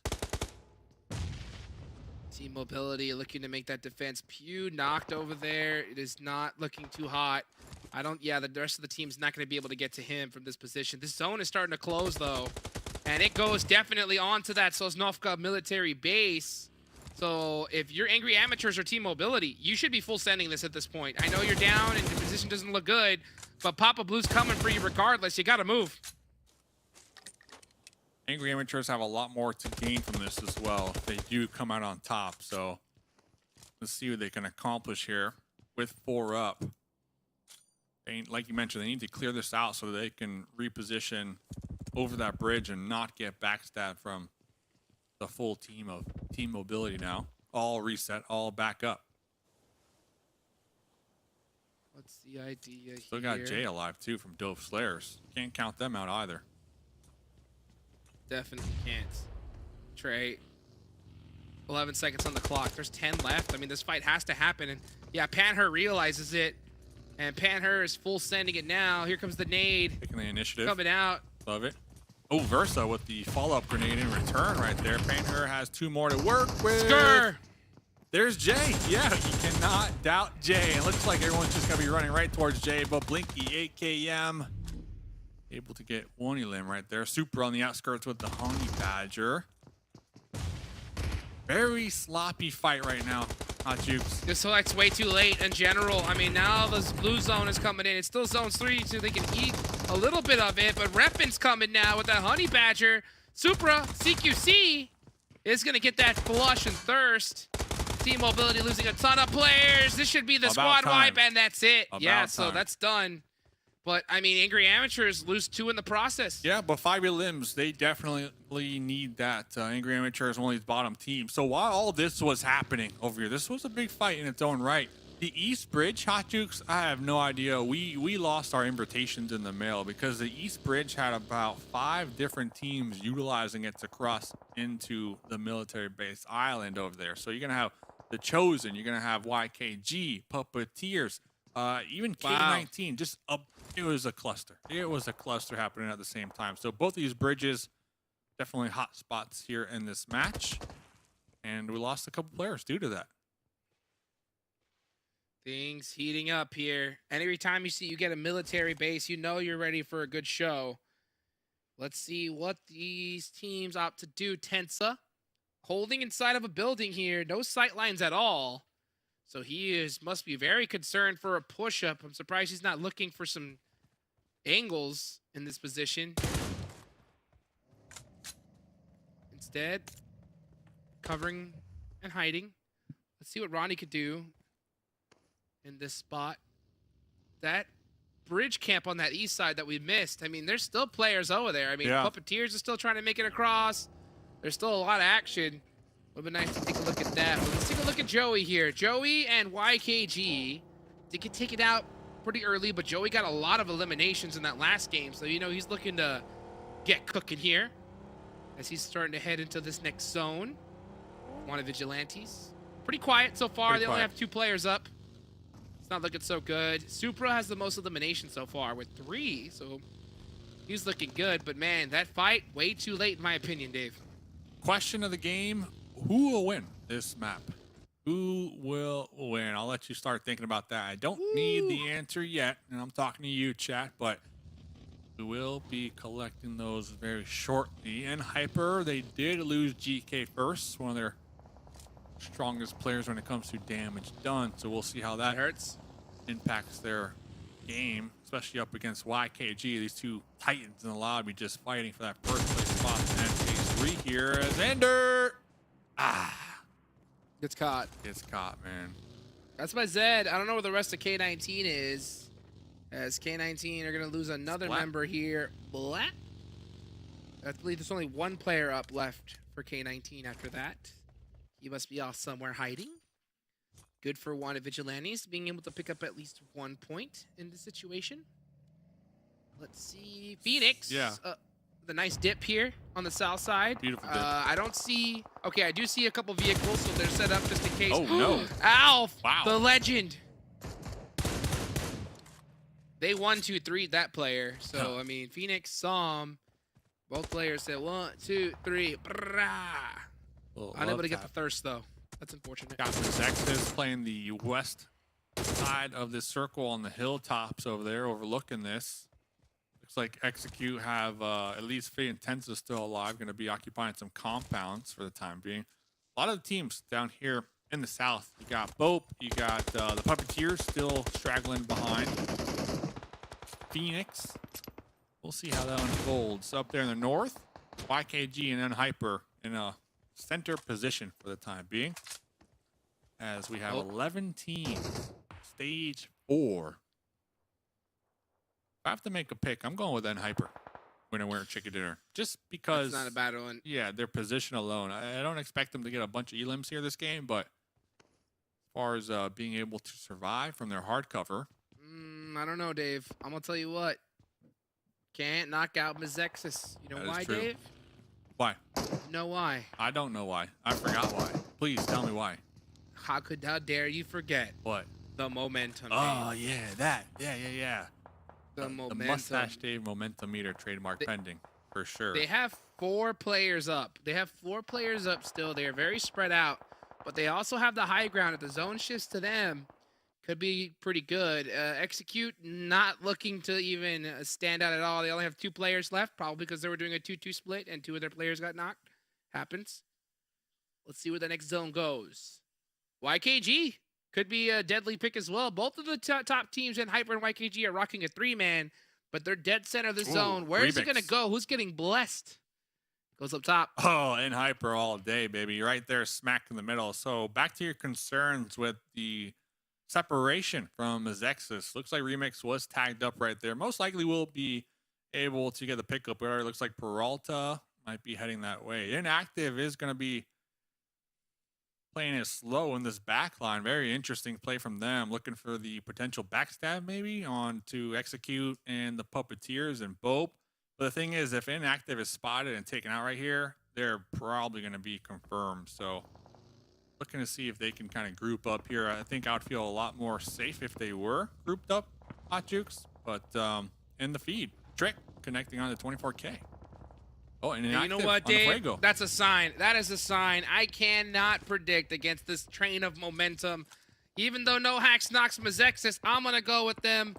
Let's see if they can continue with it and win this game. They are into some very precarious fights here. I know we're not looking at them right now, but they're definitely in it. As we take a look at Rin blowing up that gas can. Oh, relax, Rin. Piecing it up? Relax. Maybe Talk about setting a trap. No. That's a trap. That's a trap. 100%. But the thing is, how does Rin pop out of there and get the final shot on that, you know, without being spotted themselves? That's the thing. We'll have to see. Now, Dave, what did Monica put in your ear? Because now you are going against the momentum train and picking and Hyper. You started the train, Dave. Oh, man. What is going on? Listen, I'm just trying to have more predictions right than Jason. All right, that's the truth out here. And Hyper are the only team in the hardcover right smack in the middle. We see them taking shots onto Puppeteers and Execute. Here comes Phoenix. Rushy just sending it with the buggy across the field, able to survive for the time being. Tense up, pulling up. Oh, no. Not what you want to find Shut yourself down. in the barrels of a double barrel shotgun here. Fate. Let's see what Fate can do. Get that revenge play. Fate for Sang. 1v1. Oh. 10 more. DBS versus DBS. Ooh, Uh-oh, There's one. Fate! Was that a 2v1? that a double? Did Fate take Was that one? two slug? players, one shot? I think it it looked was. like it to me. I think we need an instant replay slow motion on that, honestly. 100%. I That don't is think I've ever seen insane that if it either. was. If it was, I've never seen that before. I'm gonna write that down. Write that down. That was We need a breakdown crazy. on that. All right. Talking about writing something down. Phoenix Esports Yeah. running off this circle, man. They are not getting any luck here. They're doing a great job at defending their hillside up against the Chosen, but the concern for me is YKG on the top, just preparing for them to push right into them. Yeah, look at this. And I love how YKG, they position their buggies for cover from that angle as well. So heads up play from them. Yeah, and with this zone, a lot of the top teams, actually every single team, have a 3-man. There isn't one squad left in the lobby with a full team up, so it's even. It's an even playing Oh, field no. here. Ronnie doing a pit maneuver Oh, no. against his Bro, no. teammate, saying, Oh, "Don't no. worry, bro, What? I got this." Something! No way. Get him. Okay. Worth. Rushy! Worth. Shut him down there. So Worth. Ronnie sacrificing himself for the greater good. It takes a man to do that, Dave. I'm surprised with YKG not being overly aggressive. Obviously, they have the upper hand when it comes to high ground in the zone here, but YKG have been known to get involved with these third parties more often than not. Fate. Sneaky snake. Sneaky snake. Does he out? I think he does. I don't think we take the shots, though. I don't think we take the shots. Don't want to let anyone know you're down here. Uh-uh. Uh-oh, he sees the free points. He wants them. Does Alf spot him, though? No, they're not going to be looking Oh, he's back got the here. tall grass. They're not going He's to be got looking the tall back here. grass. He's waiting. Blue zone's hurting. Oh, we're He's taking gotta the go for it. shots. We're taking the shots. There's one. There's two. Got him! Fate with 2 more points before getting taken out That was from good. YKG. That was good. I mean, taking those 2 points, instant confirm. I mean, you got to get them when you can. And the chances of getting any placement points were going to be pretty tough. So beautifully done there from Fate. Pick up those points. Very heads up play. And Hyper still dead center of the zone. Just big chillin'. It's a 3v3, v3, v2 to end Yeah, this this off. is a real test to the momentum meter here. And let's see, MEZEXIS, are they going to be able to cross the road? Maybe they can get a knock onto Hyper, toss out some smokes, and make that push and You take know up what? Hyper's position. Dave, this couldn't be a better test, and honestly, of just how powerful momentum is, because MEZEXIS, they have been hot here towards the end, but YKG and Hyper have proven themselves to be the 2 best teams in this lobby, right? Yeah. As far as the overall goes, going into the finals, right? YKG and Hyper are at the top, but MEZEXIS having a pop-off performance here in the late of this tournament. We'll see how much that comes into play here and now, because it's anyone's game. Yeah, I definitely agree. Like, did MEZEXIS and Hyper kind of let their foot off the gas, you know, to not get burnt out for the finals, right? Or has MEZEXIS just been able to improve and they're just that much better than Hyper and YKG? We'll find out here as we do see some shots ringing out across the way. But I'm all for it, Hot Jukes. I'm all. If wanted vigilantes can just sit back, you know, relax, let it play out.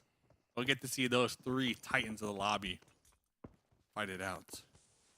They're not going to do that, though. That's for sure. They're looking to get into this As they're sneaking up on top. That's smoke? I don't Yeah. know about that smoke. That's an indicator, dead- like, hey, we're over here, That's everybody. Yep, that's How's it letting them know. going?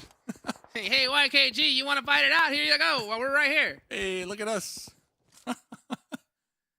I do not understand it. Listen, Unless they're going to do a smoke wall, but I don't see that coming out. smoke wall down the hilltop. Yeah, no cover. Sometimes you Beautiful play is to zone. let everybody know you're there. It's a mind trick. It's a mind trick. Get in their mind. Do see some shots, though. Wanted Vigilantes are shooting at MEZEXIS. We see little markers on the minimap in the top right-hand corner. But look at this. This is going to be a stalemate. This is going to be a stalemate to the final zone right now because Hyper isn't moving a muscle. The only team that really needs to move is MEZEXIS. Wanted Vigilantes are going to go out anytime in the next probably 2 minutes. There we go. Maybe get 2 seconds because that Boom. could do it. Yup. And they are out of there. So it's a 3v3 consistency versus momentum. Yeah, Who's going to win it? I love it. I love it. And Hyper in somewhat of a sandwich situation. PB and J between the two toasted buns of MEZEXIS and YKG. MEZEXIS are definitely hot, and they are ready to get it going here. Definitely not that. YKG and vehicles. They do have some vehicles to work with if they have to make the mad dash. Rin? Okay, putting that one back in the pocket. Oh, we're taking it back out. Rin only has 1 grenade and 1 molly. 6 smokes. Ooh. Rin hard peeking that window, immediately being shot at. I like how YKG are trying to set up for a play, though. We see them with the 2-1 split. Joey holding down the north side right here.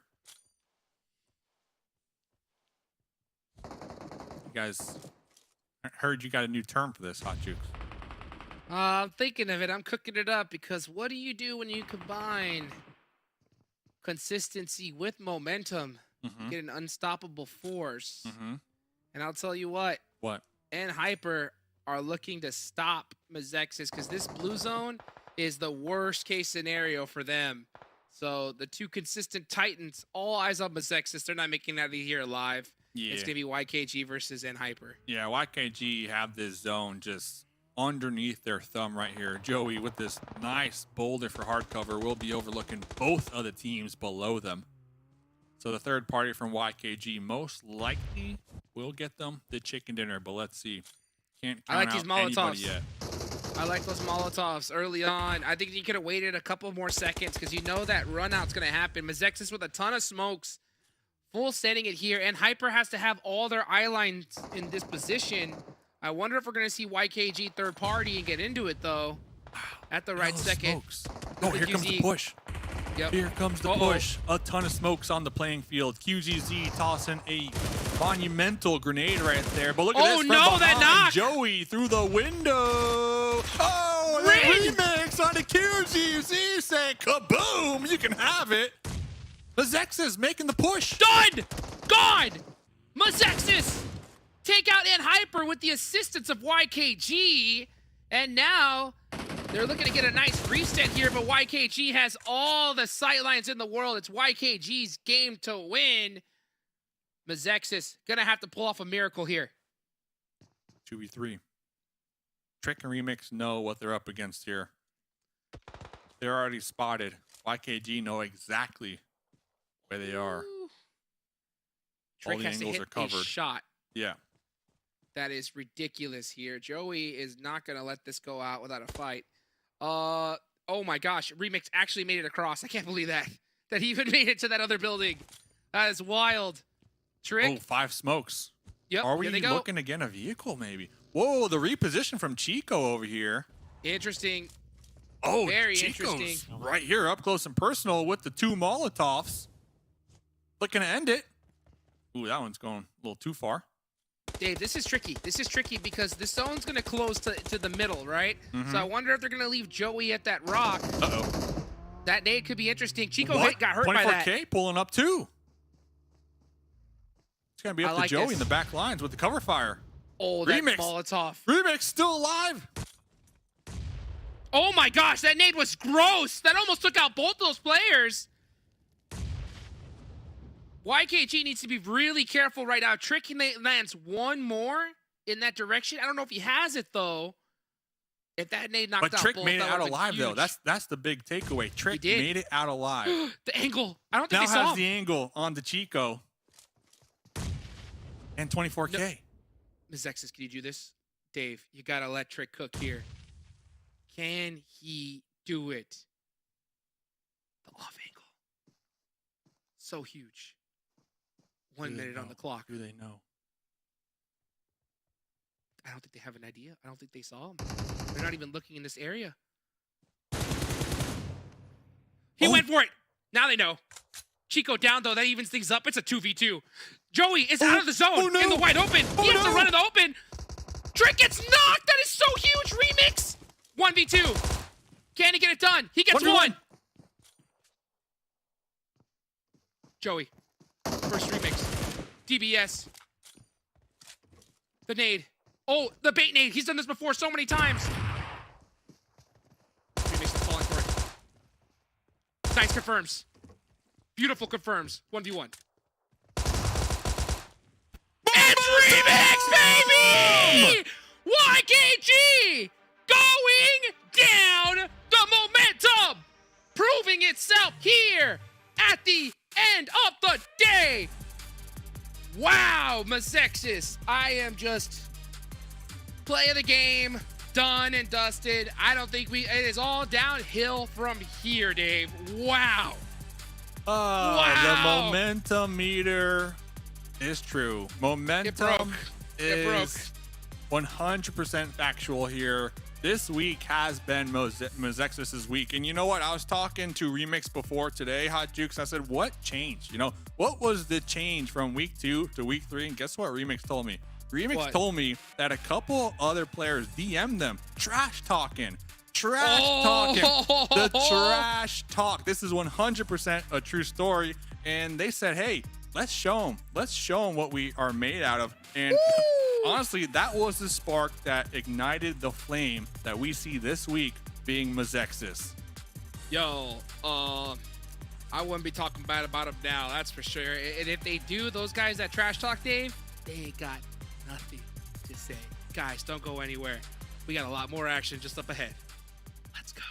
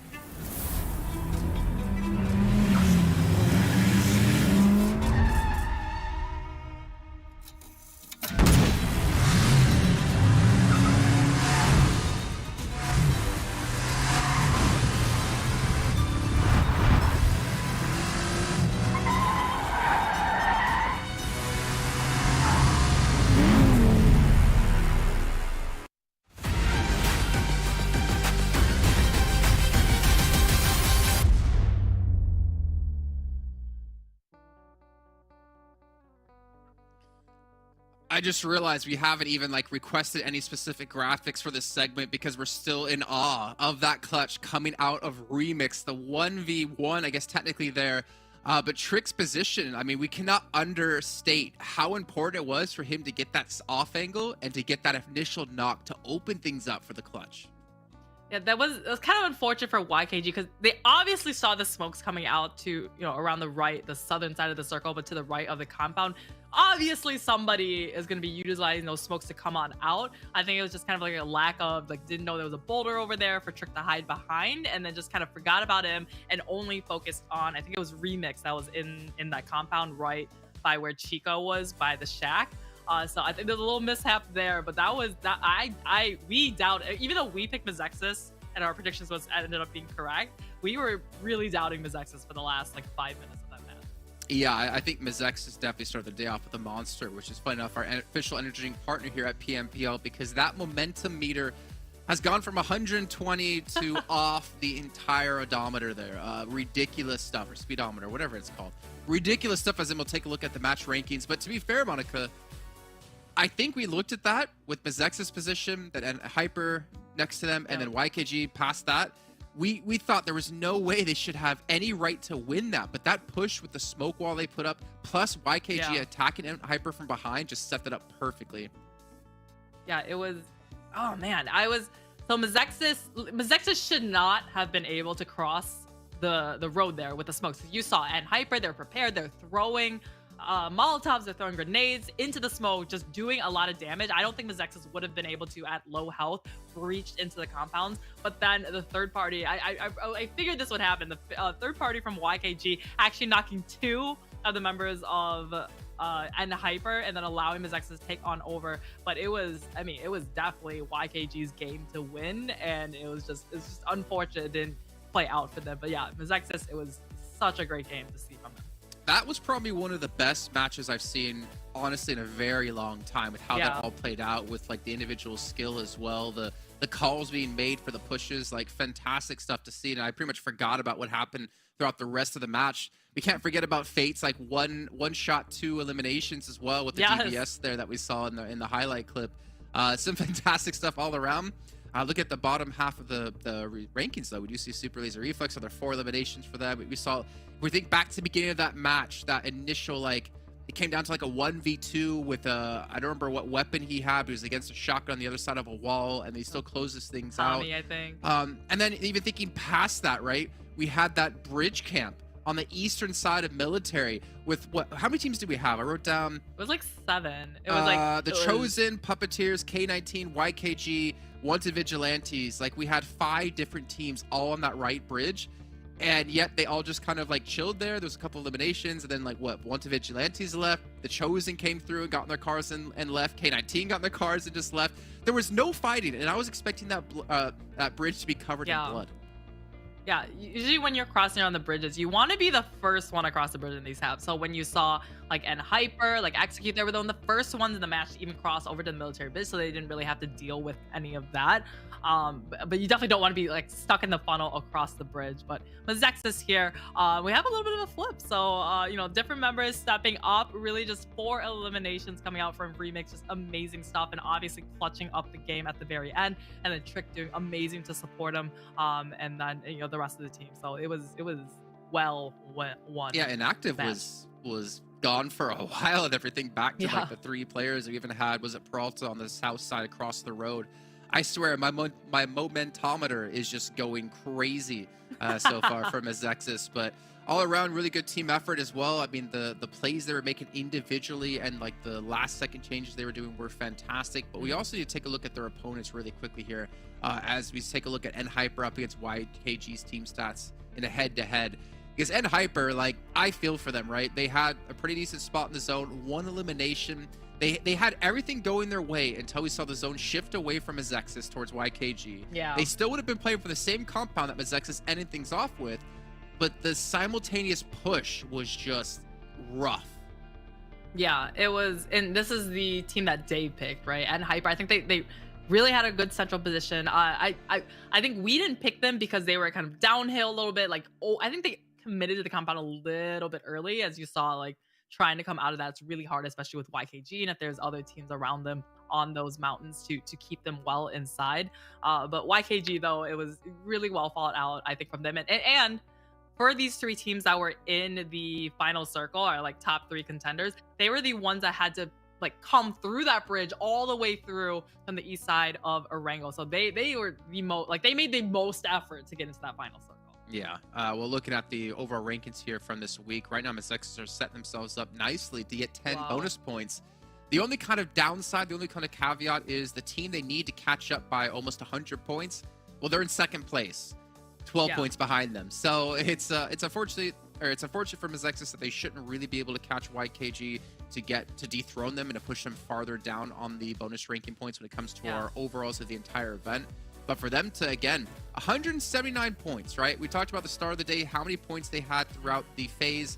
They had 160 week 1, 136 week 2. They still have 1 day left, and I believe one more match at least for MEZEXIS to play out, and they've already surpassed their best week so far. Yeah, and I don't know if you caught that, Jason, but MEZEXIS only had 14 matches, where YKG and Hyper had 15. So they're up ahead of them, and they're 1 less match. So, but yeah, the rest of this pretty close for the rest of the overall score. So it really matters the last of these matches today, and then tomorrow to catch up. All right, well, let's take a look at the schedule. If you guys have been following along, you know that Miramar is going to be coming up next, and that means Group B will be sitting out. And this tells you that MEZEXIS has to be, actually, they don't have to be Group A because they technically could be one of the other groups. Actually, they should be in Group C, D, or E, if I'm not mistaken. If I can do my math correctly, yes, they are in Group E. So they're playing out the rest of the matches today, Monica. They have the chance to lengthen a lead against YKG, but we're going to find out here as things are continuing to heat up here. My momentometer is going wild as we head over to Miramar. Let's get into it, baby. 600 UC right there at the bottom, guys. Click that and get into it, guys. PUBGmobile.com/redeem. Hope you guys are super hyped because MEZEXIS just did something incredible, Dave. Today has probably been the most exciting day so far this season for PMPL NA 2023, just because of the plays we've been seeing, the storylines develop. You know, you got MEZEXIS and the momentum meter that we've been seeing here this week. We have SLR, you know, popping off here today. SLR, Jukes, by the way, only 3 points behind Men of 4. I believe starting the day, they were at least 17, 20. They were at the bottom, all right? They were at the bottom.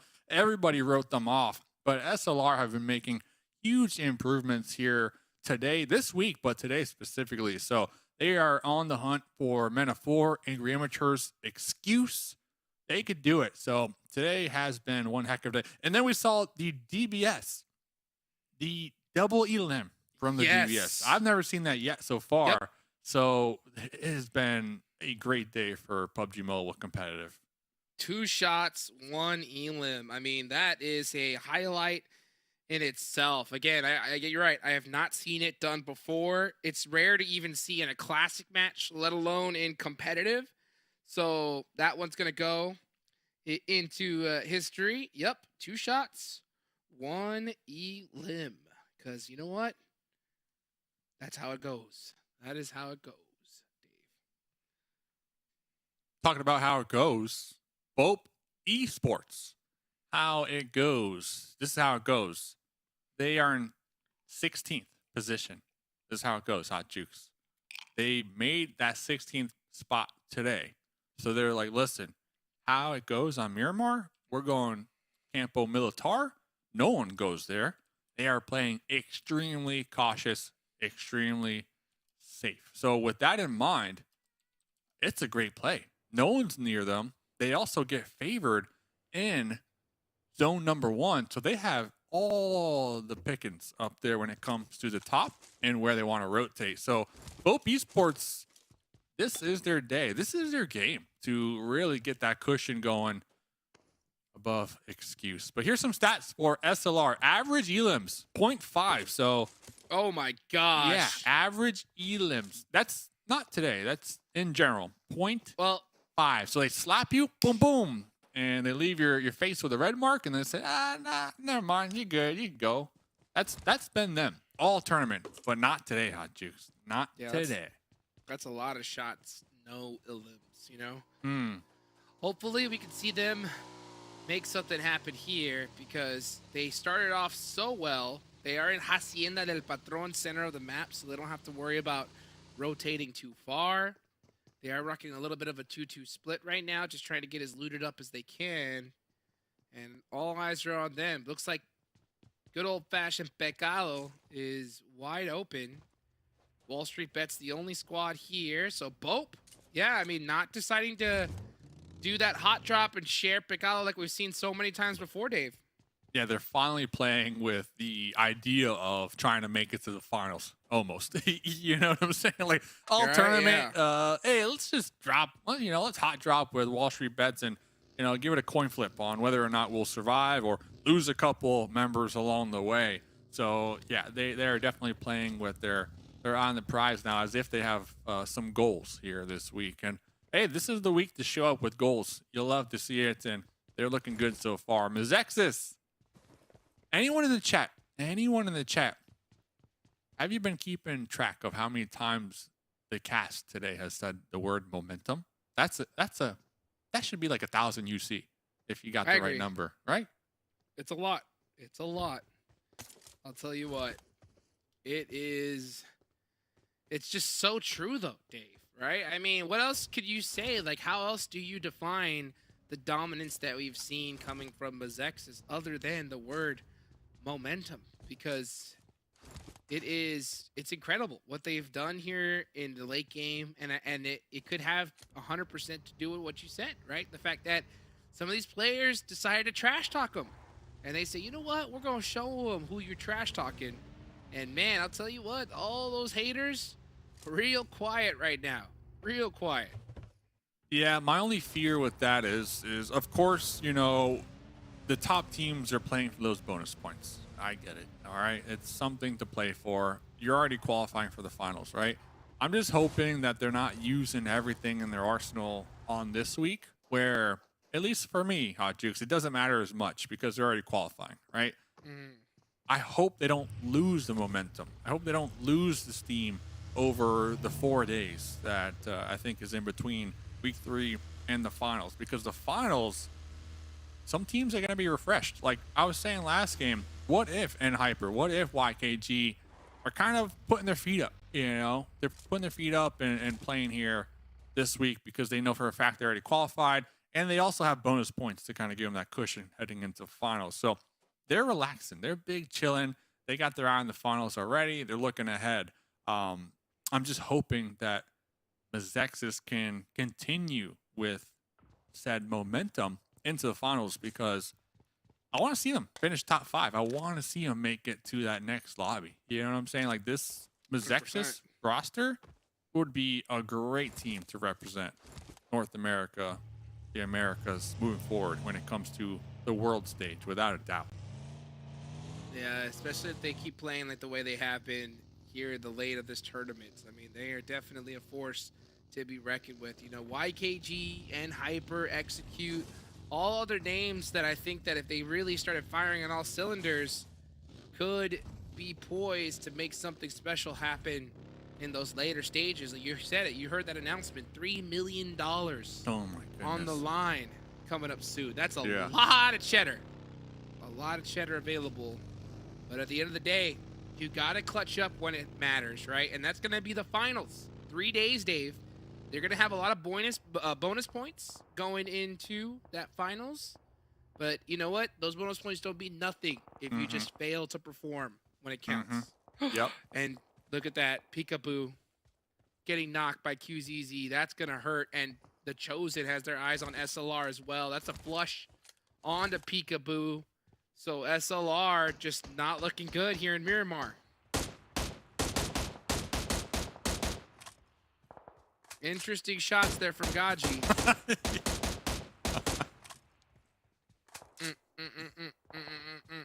Bum. Bum.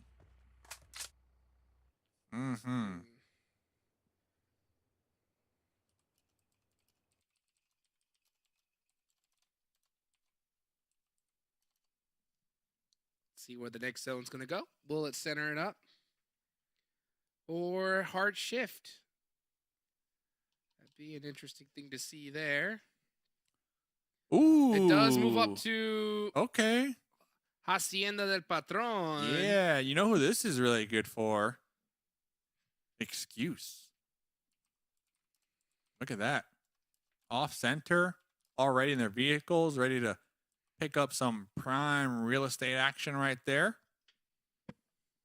Going to be holding that down for the time being. Excuse, if you can recall, they were in 16th today. They got overtaken by BOPE. BOPE have a couple more points ahead of Excuse heading into this match, but Excuse getting a nice little center position here. Speaking of excuse, Zone Dave, number 2. right? Speaking of excuse, this team, right? Excuse? I don't think it's time for them to make any more excuses, all right? They have to make something happen right now. And as I say that, No excuses, they James. fail me, Dave. No fail excuses, me. James. They should be able to get the pickup though. I don't see the push happening. So they don't fail. You know, they don't fail. Talking about not failing. Whoa, whoa, whoa, whoa, whoa. Uh-oh. Team fight alert, SLR, Angry Amateurs, and then Hyper. We got Ren on the outskirts, I believe, with the Golden Marauder looking to make the pull up. GK first. Top damage dealer in the lobby. Yeah, man. man. Catching a bullet to the dome right there. Kindness. like this. No Christine. HP, no HP, no real shotgun. The quick flick of the wrist. Bang! Taking out a SLR. See ya. Angry And Amateur's Hyper. still alive though.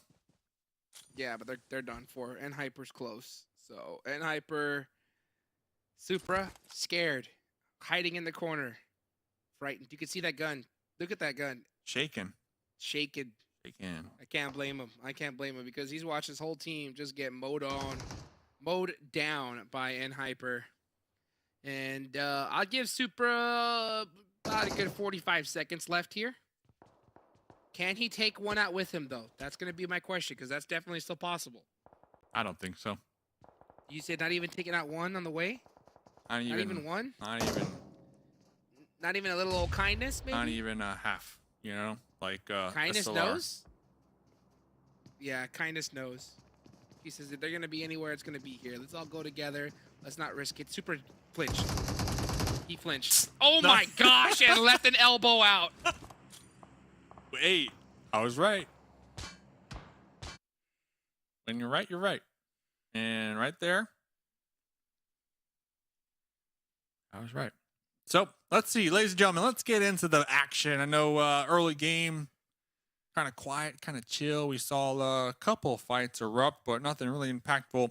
I guess SLR on their hunt to make it into that top 16, them getting taken out earlier, that's pretty impactful. That's going to set them back a couple pegs. But regardless, they had an amazing game. Number one, that was their moment to shine. Hopefully they can accomplish something along those lines here once again to put them in the running for that top 16 position to move into the finals.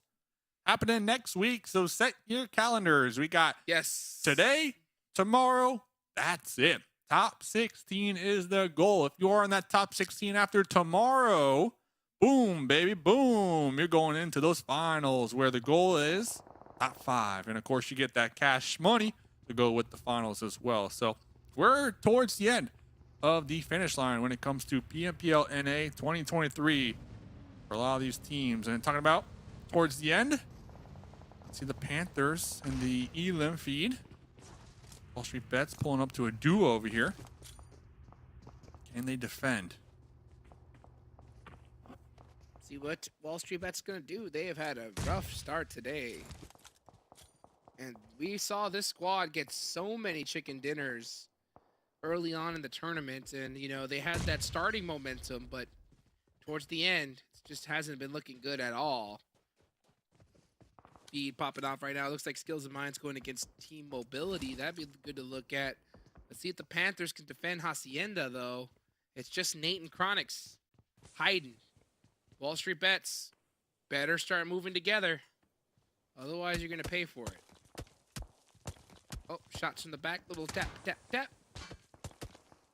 Dave, what do you think about Wall Street Bets so far? Yeah, you know, I still stick with it my word about how some of these teams that are in that mid pack, they already qualified for the finals. They know for a fact, like no matter what they do, they're going to the finals. I think they are kind of just letting their foot off the gas here a little bit as we get to the end of the 3 phases, and they're just storing up that energy, that that momentum potential, right, for the finals. And it makes sense. And we've I don't heard know, Dave. we've heard, no. We've heard from multiple players that this week they're changing up things, they're trying new things with the fact of them knowing that they are going to the finals. So this is the week to try something new if you are one of these mid-pack teams, to prepare for the finals. We know that that's a fact, Hot Jukes. You cannot deny it.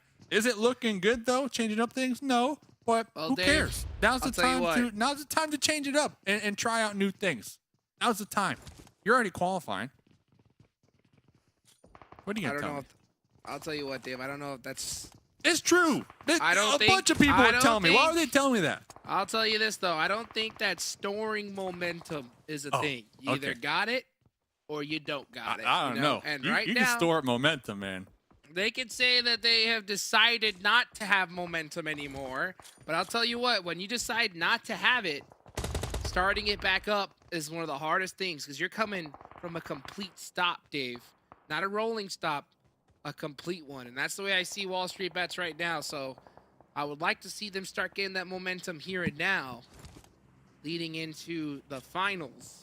But they got to get past the Panthers first. I think that's what they're trying to do, though. When we're talking about Wall Street Bets, I think they're trying to start the roll, kind of what you're saying. Because Wall Street Bets, their bread and butter here in PMPL has been placement points, has been finding the perfect position in circle 1, circle 2, right after they loot, and just holding it down, turtling on up. We've even said how they're just zone back, you know? But MEZEXIS. Talking to their coach professor, they told me they're changing up this week, looking to get a little more aggressive. So when you're looking at teams trying to get that rolling start, I think they're trying to do just that. And talking about rolling, baby thang rolling right on over the hill. Back to the lobby. Stranger hitting a tree. Uh-oh. But it doesn't matter. Survives. the ultimate bait right there, pretending like your buggy broke down in the open. Saying, I don't gotta worry about you. You're about to go down in the next few seconds. Stranger surviving 1 HP. And Hyper trying to get that res. Hops in that vehicle immediately. GK first. Yeah, does not have it in him to get into this next zone. So I'm surprised that Rin didn't try to grab him, pick him up, and run him into the zone, because I think that would have worked. But regardless, I think Hyper said, we got 10 eliminations. We don't need you, bro. Yeah, just chill. We don't need you, bro. Those are the exact comms. And talking about comms, D with the defense, team mobility piling up into that hallway. Versa. Mullet Legend. Oh, grenade. Trey getting naded here is going to hurt. The Panthers are still staying very quiet. But if it starts really ramping up here, I wouldn't be surprised to see them come for that third party. G1 with a nice knock. Where's the rest of Team Mobility? Taking their time here. Versa. Waiting. Panthers slowly coming up from behind. Making things more difficult on the Team Mobility. Nate gets knocked. That hurts. Yeah, Nate and Chronix kind of going down opposite hallways compared to working together as a two-man unit to clear out all the rooms. Ooh, look at this crossfire going on from Team Mobility. I do love that. I do love that crossfires. They're prone in opposite corners, looking at the doorways, the possible entry to this room. Some smokes will make it a little more difficult, but they're going to be listening on in. Meanwhile, Wall Street Bets looting these crates, trying to get the reset, trying to get some grenades, trying to get some mollies. Here comes the pre-fire through the smokes. Will be missing for the time being. But let's see. Wall Street Bets, you can tell they want to make this breach here. They want to take out the duo. Let's see where the zone goes. It's going to go away from them. 99% sure of that. So they're going to have to start this right here and right now. Yeah, zone goes all the way north. Team Mobility have to full send push. No choice. Got to do it now. Oh, Nate's back up. Nate never got confirmed. Exotic pushing blindly through the doorway right there. 2 members of Wall Street Bets are down. Got the reload on double shotgun, but Nate from behind, 1 HP. Looking to get some elims for the Panthers. Nate is super lit. Chronix goes down, but I think that did allow Nate to get a first aid off. He's still up in this here. Back and forth they go, but it looks like Ji-Woon from the closet. DBS in hand. It's up to Versa now. In the He's gonna do it now. closet. Versa with the M4 trying to get the pick up. Ji-Woon in the closet, like you mentioned. Drop shot from Versa. The taps right there. 12 more bullets. Oh my One gosh. more. The reload. Ji-Woon, this is your moment to push out. Get the pre-fire. Versa's out. Got Jump him. shot! Beautifully done from Versa there, and the zone starting to close. He's got to get up and go. He knows it. Misses the window seal. That's no matter how good you are at the game, that still happens. MEZEXIS over here looking to rack up these elim points up against Excuse. Draco down. Rosh on the outskirts of the broken wall. Here comes Trick with the attempted right over.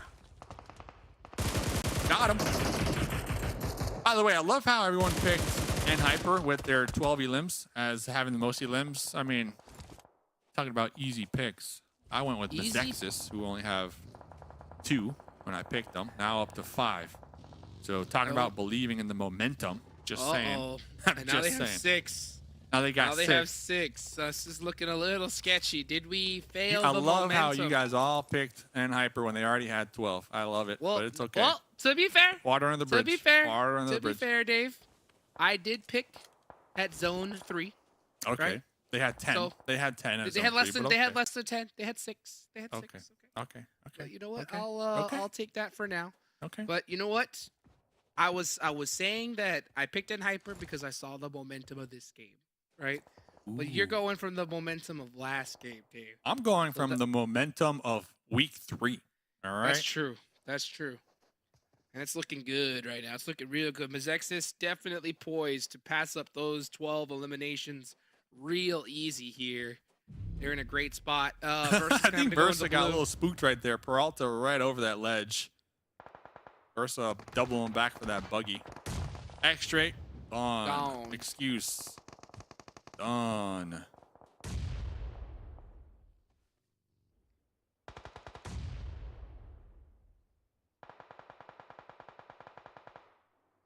See what MEZEXIS can do here. Versa was spotted regardless, man. Dude double back, got the buggy. Peralta still ended up tagging them up. MEZEXIS now going to be pitted between Execute and the Chosen, but their compound, if you can even call it that, will be in the next play zone. And Hyper, everybody picking them for most elims. Rin going to be holding out BOPE for the time being. Dope Slayer's dead center here, Hot Jukes. Dope Slayer's dead center. This could be a good opportunity for them to put some points on the board. Get that separation against Excuse and so many of these other squads. Confirm that slot into top 16. And here they go, full sending it on down to Phoenix. It's a water treatment zone. Haven't seen a circle in this area in a minute. Let's see how BOPE looks to play it. I like how they're still playing this really tight. I don't like this searching each room by yourselves. You definitely want to have a buddy going into these rooms. But this building is cleared out, so that's good for them. Phoenix setting up a gatekeep here. BOPE's going to have to hit some shots to get into this next zone. BOPE, that team that recently broke into that top 16 today. 0 elims here this match. Still 7 teams alive. So if they get taken out right here, that's only 1 placement point going their way. Gotta look out for Rin right behind BOPE. Rin did see the push from BOPE, so Rin is going to be looking for that backstab over there from the high ground. I love how we just open the door. Hey, we're over here. Going back, right back in. So this is a big fight, though. MEZEXIS stuck below. It's like Execute have the sidelines. Penciline peeking. Looking for the angle here. Sees the smoke from inactive. It's only a matter of Nice time nade. before it dissipates, but Fate with the fade away right there. Huge nade there from Fate. Trick's going to have to be able to hold it down from this Oh, angle. the push. He saw Casper. Oh, no. And what can he get done? Trick actually hits that shot there. Trying to go for the lay down, but Jason with that angle. Where's the rest of MEZEXIS though? They're gone. Oh, they're in the lobby. It's over. They're gone. 2 members of Execute were knocked out during that push, but they're still going to be alive as Stellar now behind the boulder, getting the heal off with the M4. 40 bullets in the mag. But look at this. The teammates, Stellar, relaying that intel to Supig and Awning. Now going to be pushing the garage. This nade could be huge. Awning really has to make sure he hits this one. It's a little off the mark though. Great shots there from Stellar up top. Execute's in big trouble. Casper, do you have it in you? Do you have that alph in you? Do you have that alph in you? Doesn't look like he does. What about Tensa? Tensa, can he get it done? He has the high ground. That's going to be pretty dangerous here. No, I think Tensa says he's having second thoughts. He's looking at that buggy. You can't do that, brother. You got to go and you got to get it shit done now. Oh, here comes push. Shots from Stellar. Uphill. Awning's coming up though. 3v1. EBS in hand. Too much to him. Too much. But look at this. Right from behind. And Hyper relocating themselves all the way from the northeast position down here in the south, looking to get involved. Now taking up the position that Stellar was just holding down. There goes Supig. And Hyper, 13 elims. I'm so glad I picked them this match. Let's see. Kindness. Make it 14. Stellar. You can have it. Make it 15. Oh. Rin pushing Awning. up with the vehicle. Up close and personal Awning with the DBS. But it's a DBS versus DBS battle here in the desert. And Hyper not looking to play the northeast, instead looking to get involved here, and just in time because the next circle did pop and they're right there on the edge. In the south, they should have some time to get the heels up and get away of the land here. Is now the next potential fight. BOPE versus Phoenix Esports in the water treatment center. Both teams will need to move out here, Hot Jukes. Yeah, it's allowing in Hyper to just spread their claws around this match, I believe. They're going to be heading on towards where Dope is. This is a good game for Dope, at least when it comes to placement points. But, you know, when it comes to eliminations, they still have 0. Oh, Alf, the legend. I was just talking about him earlier. Is he going to have these slot lines? Oh, he actually gets knocked from no hacks. That one's going to really hurt. Let's see if BOPE can continue this dominance, but they're getting shot up from all over the place. Yeah, it looks like Hyper really taking advantage of their southern hilltop over here, taking shots onto both Phoenix and BOPE, while the Dope players are still in their compound, not even moving. Oh my gosh, that Not hurt even him moving. so bad. Diamonds is 1 HP. Fuego on fire. Here comes the blue. Yeah, there goes Diamond's health chunking away. Fuego does have the M249. Don't see the head of Diamonds. Diamonds could have denied the point right there, but instead giving another one away to BOPE to Pick him up. make Pick 'em their up. lead even greater. Put 'em on your above back. See? Excuse. That's how you do it. That is how you do it. See what Robert GG could do. Could he help out all these squads and take out Ren? He's looking. He sees some legs. The tires. Pop the tires. Uh-oh. And Hyper not sitting on their hands. They're getting active here. Is that a mistake, though? Because Fuego gets a nice knock onto Rin. Robert, with this angle, can leave. Like, Dope needs to get out there and start getting into this fight. Yeah. Dope Or not. Actually, they're in the extremely zone. passive here with 4 up. They're still going to be taking some shots out there in the smokes. Kindness is still holding down the anchor position in the south on the high ground. So if Robert does push out, Kindness should have the vision. Now we see Kindness making the move. QZZ has his bowler to work with for the time being. Cooking a grenade, looking for the confirm on the Fuego. Missing the mark right there. 16 elims from Hyper. Because now Kindness was able to group up with QZZ, and they have this little pipe right now for cover. And Bray. So Bray taking up the same position Kindness was just holding down moments ago. Well, you could tell that Hyper was going for the 20 bomb. Oh, Bray spotted. Bray gets spotted with the pixeliest of the pixel. It's Hyper that have 2 players up. It's a 2v3. Now it's a 2v2. Make it a 1v2. QZZ. It's up to you to pull off the 20 bomb. Big shots. Uh-oh. He's going to go out to blue. Yeah, denying the point. It's going to be Dope Slayers getting more points on the board, but I think Hyper said, you know what? We've had enough this game. You guys can take those couple extra placement points. Big heads up play from Hyper. And Hyper, a ton of elims here this game. What was that, 18 or 16 elims? Way at the top, so... 17. 17, right there No, I'm sorry, in the middle. 18. 18. They had a lot. Listen, they had a lot. They practically won 2 chickens minimum there that game. But the real winner, Dope Slayers, holding down their compound on the low ground, playing it nice and slow, showing up that late game with all 4 up. QZZ, most elims, 8 to themselves. We see QZZ not once, not twice, but 3 times here on the match report. And you can even see that he's got 3 fingers up 3 times. I There mean, you this go. guy is... How do you know? Not, yeah. How do See you know? that? The 3-time, baby. The The 3-time. 3-time. All right, well, ladies and gentlemen, we got one more game to go. Will the 3-time repeat there? Well, don't go anywhere. Find out after the break.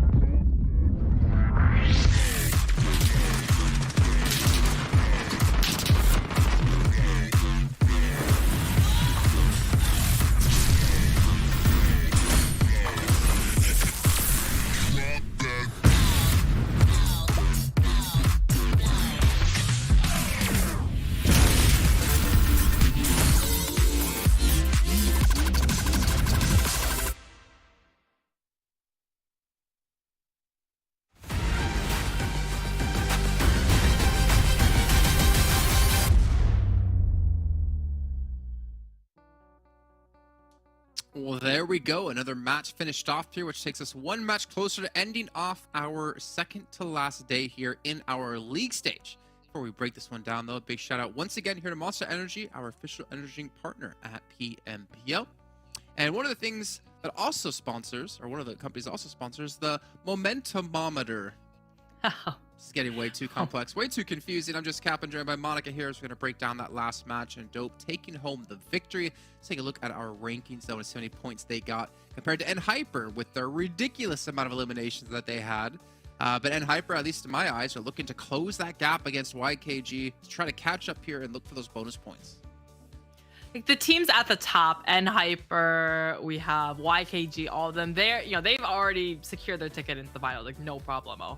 They are currently working on, hey, our team fights, like really honing down, hey, when we have a team fight, who's our entry fire, who's our support, and the rotations and everything, and really getting those communications down. That's what they're working on now, right? So get that hunkered down before you go into the finals, so you can utilize that newly found aggression and synergy into the finals to really push through those 3 days next weekend to get as many points as possible. Speaking about as many points as possible, BOPE, that's a massive 8 points for them to try to knock Excuse out of top 16, or at least keep them out of top 16, so BOPE can get into the finals. Execute as well, get an 8. MEZEXIS 8, even Mobility, we haven't really been talking about them too much, able to get 8. But unfortunately, as we look down the list here, I mean, Super Laser Reflex, they were not able to replicate the performance from that first match today. Skills of Mine have just been, well, just not really around, I guess we should say here in terms of points, unfortunately, they get 0. Same with Angry Amateurs. Yeah, just these points right in the bubble, like just they need a good game or actually a handful of games to try to get up into the top 16. And if they keep consistently going, 0 placement points, 0 eliminations. It's just like you don't really deserve to be in the finals at that point. Harsh, but true. Let's take a look at our total damage from the last match. I'm expecting NHyper to be way above everyone else. And funny enough, they're really not that far ahead of other teams. It's a lot of stealing. This is what NHyper does really good. They really efficiently use their ammo. So they come in and they third party on those fights. They see a team or they hear a fight in the distance, right? And they put themselves up in an area surrounding the fight to see, hey, I see a player's knocked. Boom, we stole that elimination. We flushed out the kill and then we took it. And a different team, if they see a fight happening, they let the fight like pretty much conclude, and then they third party and crash and they steal the 1 or 2 left people that are left up. So NHyper trying to get as much as possible. Yeah, well, they're being efficient with it, to be fair, and they're continuing to build up a lot of points. We're going to take a look at their player stats here to get an idea of who was really the one standing out. But as we saw with the 3 fingers up, we probably know who the big standout player is going to be, of course, with his 1,200 damage and 8 eliminations. Yeah, QZZ is just really just... wait, so the total damage was 2,400 some, I think it was. Yeah. So he literally got half his team's damage, and then, well, almost half of the eliminations from his entire team. But obviously all of them, though, like Rin, like GK First, like very... It's funny seeing GK First kind of at the 4th, at the bottom, but this is what makes the team really balanced. That anyone could... pop off, and then the team is very fluid that they can, hey, GK First, usually a fragger, but now he's in a support role to kind of support QZZ going off. He's just being a good guy, Monica, because he's tired of being the top performer on the team and the top performer in the event so far. I think he's one of the few players that's broken 100 eliminations, or the only player. I'm not really sure, actually, on that note. That's something to keep in mind, maybe for another day. But let's take a look at what's coming up here into our last match, right? We got our schedule coming up, which is going to be, of course, Sanhok with Group A sitting out. Only B, C, D, and E will be playing. And of course, we're going to take a look here at which group that will be in particular. We're not going to have K19, no NHyper, no Super Laser Reflex, and of course, no Phoenix Esports. However, we get YKG back in. We've got Sanhok. Let's take a look at our top performers when it comes to Sanhok and see if YKG is going to be there. Oh, what a coincidence. Wow. Yeah, YKG, they go into boot camp. Like super central in the middle of the map. They have really great entries to all the other kind of locations wherever that next circle will go. And NHyper going down south by Sami, just really just they like everyone on the map knows where they are landing, and they give them a healthy amount of room to loot up, and that's why they do so well in these maps. Well, I'm curious to see if we get another towards a trifecta zone where we saw Execute perform so well from, especially from the high ground later on in the fights. But again, I feel like bootcamp's probably one of the best all-around drops to have, because it's really easy to transition to really any zone that happens across the entire field. But I remind you guys once again, we'd love to hear how you guys are enjoying the show. Maybe you want to post a picture of how you're watching PMPL. Just make sure you use the hashtag PMPL NA so we can find it and we can show it here on air for you guys as well. And not to mention, still going on in the game till the 30th of April. What's happening, Monica?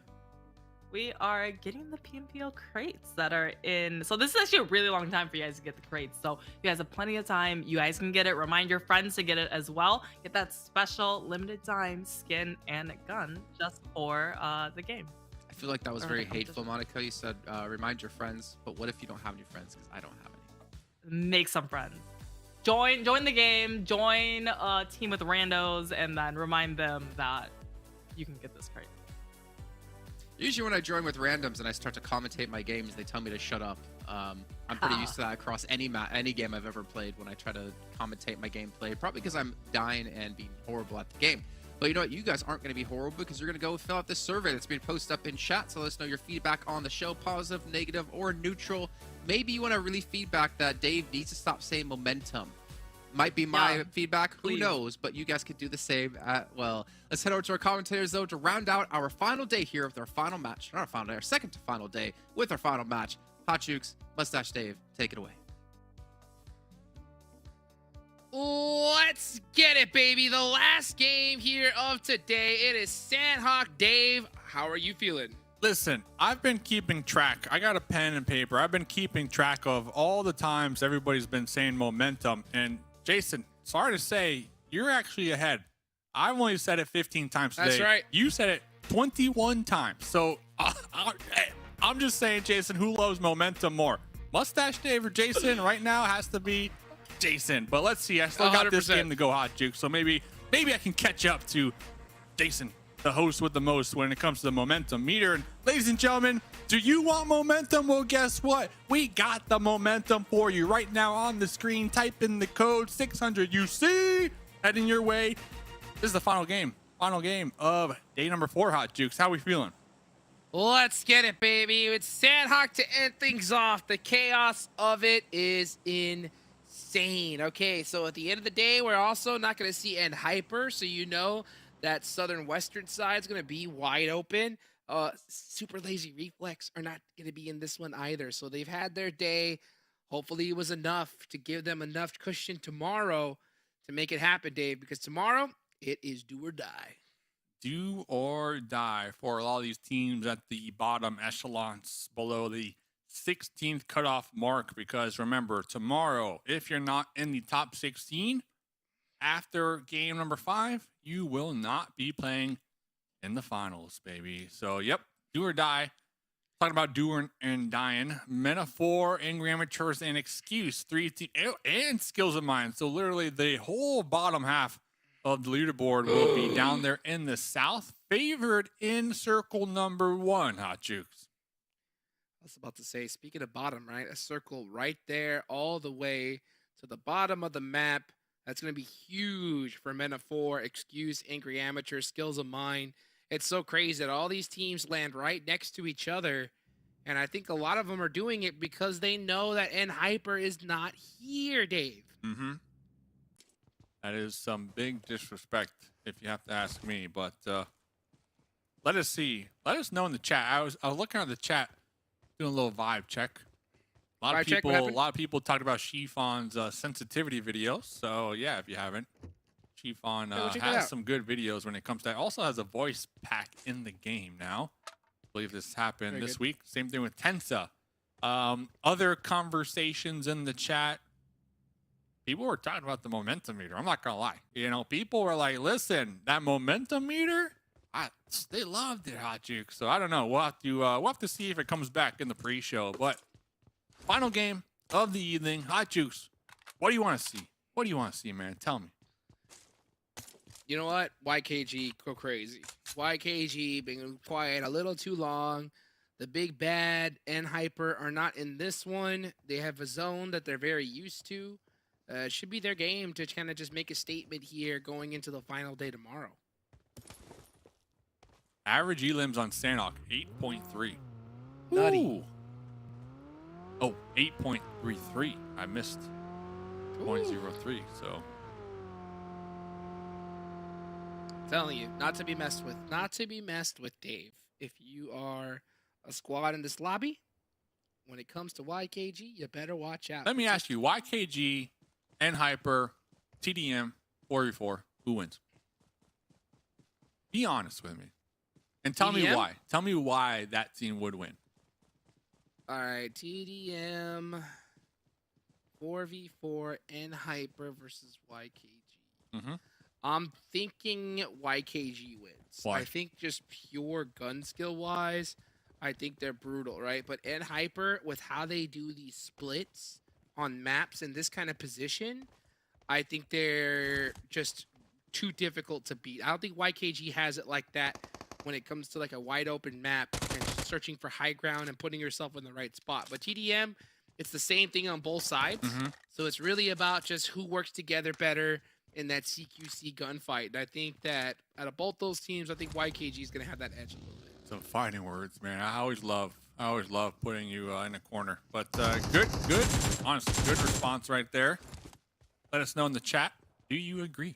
Do you agree? And listen, when can we see it? You know what I'm saying? When can we see it? I want that to be like a show match in its own right. Maybe we'll get that going here one day. But talking about seeing something, Skills of Mine. Looks like they got pieced up from the Golden Eagles, but they only lost one and wasted from Skills of Mine with something to say in return, as we are going to be looking at MENA 4 just planning their next move, if they even have one, because Wall Street Bets, the whole team working their way up this hill. There's only 2 more men of 4, so it's only a man of 2 right now. Nice knock though from Masood on the exotic. He should go for that thirst. That was a these peaks right now are very dangerous. If WALLSTREETBETS can get a little closer, all it's gonna take is 1 nade and they're gonna be done for. But Masood looking to go up with the fight. Yeah, you can see he's throwing those smokes because that's exactly what he's trying to do. Golden Eagles from the back though. That's gonna make things much more difficult. Whoa. Somehow, men of 4 still surviving too, Hot Jukes. Bop, bop, bop, bop, bop. Take those points and run. So WALLSTREETBETS again just having a horrible day today. Ah, gosh, what a peek shot right there from from D. D. Yeah, what a peek right there. Definitely one of the standout players on WALLSTREETBETS when it comes to just gun skills in general. But I do appreciate the Golden Eagles as well. I feel like they've been making some improvements here today. I know talking to the players, they want to work on not over scouting, because every time they kind of get in their way of things when it comes to the comms and their plans, they over scout, so they don't really leapfrog. And what they tend to find out that happens doing that is that they lose their scouts on those plays when they already have a safe position. You know, that's what they were telling me. They have a safe position, but instead of holding it down, they continue to look for that next safe position. And sometimes you just gotta take what you get, be happy with it, and that's what they were telling me that they're gonna be working on here today. Is we do see them trying to clean up the last skills of mine players. Oh right my there. gosh! That's a roadkill. Okay. Goodbye. Dude stuck. Trex is still alive though. Near cave. From skills of mine. Dave. There was a boat take too. BOPE actually. BOPE popping in a boat. We don't even see them on the map yet. Here they are. Here they I are. see him. I see the edge. I see the edge. Boat Tate. Boat Tate. Mana. Love to see a boat Tate. I haven't really seen many boat Tates. It's bad. It's not a good idea. It's a horrible idea. Well, this is why they're doing it. Might punish them. This is why they were all the way up there in the north, right? And because of the hardships down here, they didn't want to risk it sending it right down into the zone. So instead, they got on a boat, wrapped all the way around. This is a team. Listen, let me remind you, they just broke top 16 today. So they are trying to do everything in their power to play extra safe to get a couple points per game so that they can maintain that 16th place position. So I definitely understand the boat take. The thing is, did Execute see it? Did Execute recognize the boat take? They actually jumped out of the boat, and they didn't want to get that sound near the hills. So they jumped out the boat and decided to swim in. I gotta say, I like the idea.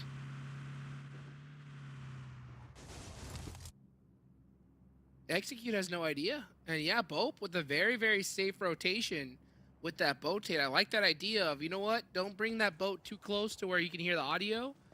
Let's just stop and then jump out and swim our way in. And they're going to be able to make this this swim safe rotation. They don't have to deal with the bridge, nothing. I think teams are going to really start putting that in the playbook, Dave. Oh, man. Smart. Smart. Real smart. Real smart. Exactly what I was saying. You said it. I said it. You did say it. So things are going to settle down here just for a moment. Skills of mine down to just 1. The Chosen losing 2. WALLSTREETBETS losing 2. MENA 4. Still MENA 2. I'm so surprised the 4-man unit of WALLSTREETBETS weren't able to take out MENA 4 in that guard tower. But they did get third party from the Golden Eagles, so they did have some assistance when it comes to that. But over here, Chico. Ooh, those players. There we go. There we go. This is what I want to see. Chico. Jay tried hopping right back across where they're going from. Yeah, that's going to be a player sacrifice. Chico's going to be full sending it on in. Nice smoke, though, to try and make it happen, because you can crawl in the water now. Back in the day, you could not. Uh-oh, Zuko. Third party. Springing that trap. That's going to give Dope a lot of breathing room to get this reset. Yep, still 16 teams alive, although we've had some exciting action here in the early game. The Panthers got the knocker. We sending it. I see the Panthers in vehicles, at least sending 2 in the buggy. Now up close and personal in the mix between Dope Slayers. But looks like they have their target set on YKG. Here comes the other 2 in the back lines, pulling up. Bray jumping up from the rooftop. Duco tossing out some grenades though in the smokes, anticipating a push. But YKG, they are full on retreat mode. They're going to allow the Panthers to get stuck between Dope Slayers here. Things are definitely going to quiet down for a second because Panthers are hoping to third party the situation, but with how that timing worked out, they are just going to put themselves in the mix of this pie-nine sandwich. Let's see if one person can get the knock. I think all these teams are just going to wait, see where the next zone goes, and if it goes on a different direction, they're going to have to start moving. Yeah, I just love the timing right there from YKG. They got the pickup and immediately pulled back. Bye-bye. Panthers are gone. Panthers say, you know what? It was a good push. We would rather have this hill. Let's take this and center up in the circle. So nice little ejection. Very smart. There from the Panthers. A little bit of a blind rotate, though. I don't like that, but it does work out for them. Oof. Chico seeing exactly where the Panthers pulled back towards. So they got the intel. Talking about having the intel. Golden Eagles circling their prey. Golden Eagles did lose Rise. Beowulf doing a quick backup reverse play. Immediately taken down from Remix. Let's see though. Stranger cooking grenade, tossing it, will be touching inactive, but not taking them out. That was a nice hefty touch. Stranger, Remix got him laser focused. Stranger having to jump away. Remix just undercooking it just a little bit. T-mobility. T-mobility. Yeah, right around the corner here, Dave. Versa looking to get the sneak attack on Remix, but I believe Remix spotting out Versa down there, that little pixel down below. Golden Eagles, Baby Thang. Stranger still on the high ground up at the top. Grenade onto inactive, looking for the confirm, and it's going to be up to Versa. Remix here, the last one alive. Unless inactive can crawl towards Remix, but I don't think Pew is going to allow that one to happen. Oh, nice steal. Nice steal from Golden Eagles to take that away from Team Mobility. But Team Mobility's coming hungry right now. You can see Blinky with that DBS up front. Can he knock out Baby Tank? It's a 1v1.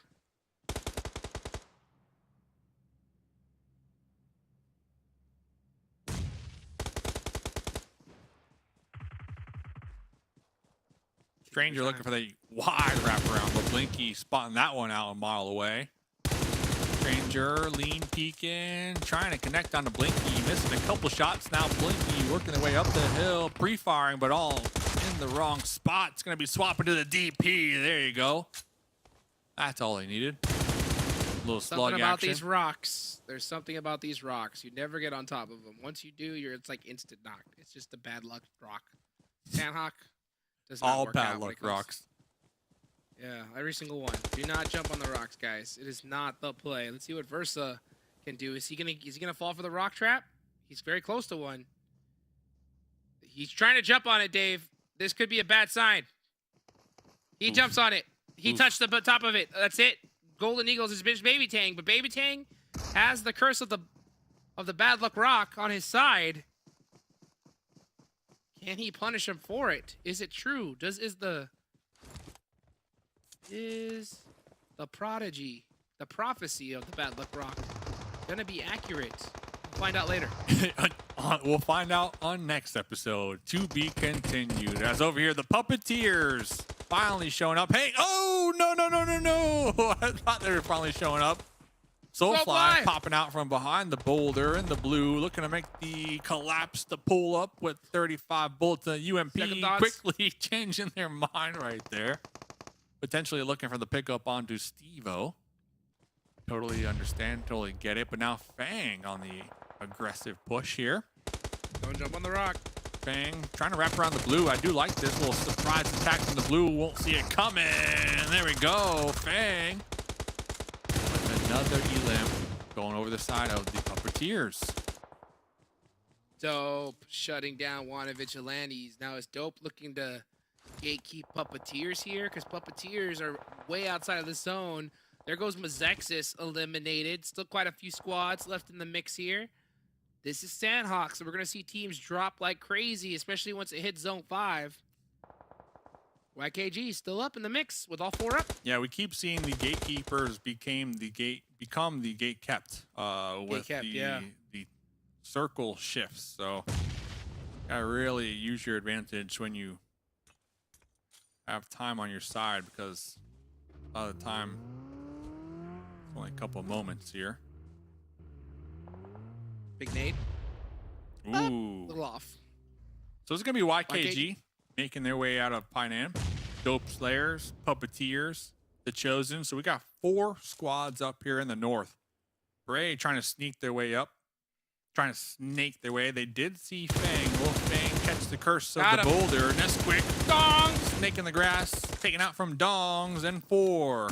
Oh, finally Bray popping up. Dong swapping over to the DBS. Ding but then dong! quickly swapping back to the M4 to get the mid-range crossfire going on. Angry Amateurs pulling up on a Dope. Bope. Boba Dope. Bope Dope. Boba Dope coming in hot. Sonic. Oh, the what a pre-molly is just saying, hey, you know what? We're about to burn, guys. We are out of here. Next, so pop it, Dave. Where's it going? Oh, wow. Bope have 7 elims so far after the push up against Angry Amateurs. Bope definitely trying to use this game to strengthen their position on the overall. Let's see though. D in the compound, pushing on out, push on out. Ooh, oh, that was a quick one. My goodness. Instant pickup. Oh, looking for the ricochet with the grenade off the That was a bait windowsill. nade. This could be massive. That was a bait nade. Was a bait nade. That was a nade. Chronic Just still going for the revive though. great shot. Great shot. D super low. Gonna go for some first aids. That's all he's got, but Nate takes him out. So D trying to go for the miracle play, just not working out there at the end. Have they been in this guard tower? No, they definitely moved guard towers. This wasn't the one that Wall Street Bets pushed up. Surely They love it. Surely They love it. It has. It is. Wow. 5 elims too from here. Okay. Let's see. Bope, 8 elims here. Looking for the chicken dinner. The only team with the numbers advantage. All 4 still up. One chicken I don't know. here. YKG still has all 4, but only 1 is knocked. And can Bope get this fight against Men of 4? It's going to look pretty good. I don't think I'm going to go have to pick Bope in this scenario. You have to. You have to. I picked them before. They let me down. Can they go ahead and make up for it Bope. now? Oh, the headshot. If Bope get a chicken here, they will be feeling really good with their points coming into tomorrow with excuse right behind them. No Hacks looking for a grenade to land right into the bucket of the guard tower, but my goodness. The aim just too strong from the tower from above on the hilltop right here. Oh, Bope are not getting like picked this. apart. Oh There my goes gosh. another one as they make their push up the hill in the open. Oh, tower defense right now. It's Men of 4. Masood's got 5 eliminations though by himself. Ogoon trying to get 1 point. And Bope is just laying down scared even though they had 4 players. What are you doing? Look at the ammo though. Only 27 more bullets Why in the did I pick M4. Bope? That's how long Men of 2 been up here. I should have picked the Panthers, man. The Panthers have 3 up. They have the zone. It is Hold their up. game to win. Let's see though. Fears 24K up against Zuko. Let's see if Zuko can stand their ground. Do they have the double barrel shotgun? Fears already trying to make their push through the doorway. Zuko connecting on one. Oh, but what? not taking down Fears. Oh no! Fears is nice pre-fire. Nate, can you make it happen against Chico? You have to. Nate does. Confirm now him. it's just 2 players versus Joey. That's a good nade. He eats it, and Joey refusing to go down without a fight here. It's a 1v1, Chronix versus Joey. Nice confirms, though, from TP. Now Joey knows where Chronix is with the suppressed ump. Joey reloading the DBS. Oh, he actually went for that. I'm so shocked he actually went to go pick up some things from his box. That's crazy. Oh, Chronix! What a play there on the YKG. It's just him by himself, though. Yeah. I don't think any of us are going to get this prediction right here, Dave. No, but talking about the play from Joey, they're tossing out the molly on the doorway to force Chronix outside within the range of the DBS. That's a heads up play from Joey. You love to see it. But over here, Tensa sneaking up right behind the MENA 2, who have been holding down this guard tower since the very beginning of the game. Oh, no! Oh, my gosh. MENA 4 Nothing is cracked. taking him out here. Casper, it's up to you. Casper Masood, versus it's all you.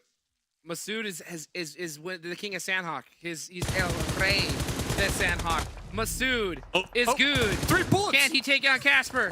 No, not the 3 bullets. The blue zone. He doesn't even need to take a shot, Dave. He doesn't even need to take a shot. Papa Blue is on Masood's side here tonight, without a doubt, right there. Man, dude, it's a 1v1v1. Oh, no Masood way. OP. No Masood, way. so broken. Oh my goodness. What is this guy? How many monster energies has this man drank? Because he on this hill, he's the king of the hill. The king of the hill. Every player should be looking on him. Uh-oh. We are. Yeah. Like, oop, right there. Oop. So, leave him alone. Baby Thang He's got definitely the going to zone take on too? Masood. Masood is in the blue. Oh, not the blue zone. Papa Blue. Just be made nice. it. One shot from Baby Thang. No health, no first aids, and play zone gets him. You hate to see it. 1v1. Hey, I picked the Panthers. Did anyone pick the Golden Eagles? Nope. You picked the Panthers at zone 6. So great decision for you. Let's see if Chronix can hold it down against Baby Tang. Whoa. What a blind piece up. Oh, running in the open against Baby Tang? The confidence. The confidence. Baby Thang did get the nade. Heal. Cooking it, tossing it. Chronix right behind the tree. Goodbye! Golden Eagles, the nade to rule them all. Running out in the open, Chronix was feeling himself, but he didn't see that nade coming. Wow. That's how you do it, baby. That is how you do it. All right, Hot Dave, Jigs, we have how to do you feel about that we one? We have to do it, though. The Golden Eagles winning. We have to give them the Ready? traditional. Okay. 3, 2, 1. Baby. Golden Eagles soaring from above here to get the final chicken of tonight. Just in time, too. I mean, we're talking about momentum all night, but all jokes aside, confidence. Golden Eagles needed this win. They needed this win to kind of get that confidence, that win soaring. Who's Jason tagging me with? Bro, okay, look at that. Baby. I'm casting here, all right? I'm casting here. Jason is so just impressed with the momentum. Yeah, the momentum of here, Golden for sure. Eagles at the end to clutch it up. Beautifully executed. Baby That is how you Thang. do it there. I mean, I got to give it up to Masood, though. 6 eliminations. He took out so many squads by himself. BOPE had the numbers advantage. They had it in the bag. Masood said, no, sir. Yeah, Not today. And also that one grenade from Baby Thang was the game-winning grenade. So shout out to Baby Thang right there. Golden Eagles getting their confidence back. MEZEXIS, I believe, still will be showing up tomorrow with that momentum. But Hot Jukes, that's it for us here today. We'll see you, ladies and gentlemen, tomorrow. But don't go anywhere because we still got the desk, Jason, Monica, to wrap up today, day number 4. Let's go. Don't go anywhere. Golden Eagles. Caca.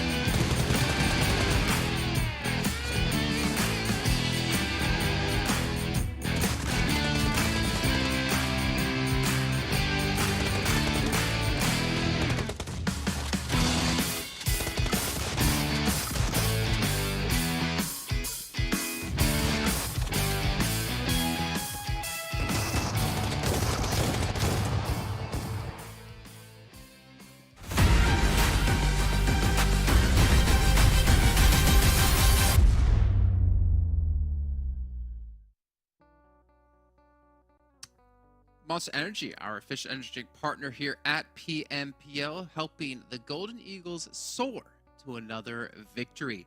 Though I do have to say, every time I heard Hot Jukes Mustache Dave make the sound of an eagle, I literally had to look around my room thinking somehow one got inside my apartment because it was just so realistic. Yeah, I don't know what kind of eagles they have on their side of the country, but I did not, like, who would have thunk that Golden Eagles would win that? Because none of us had predicted like Golden Eagles would come into the win, but it was definitely down to like a 1v1v1 at the very end.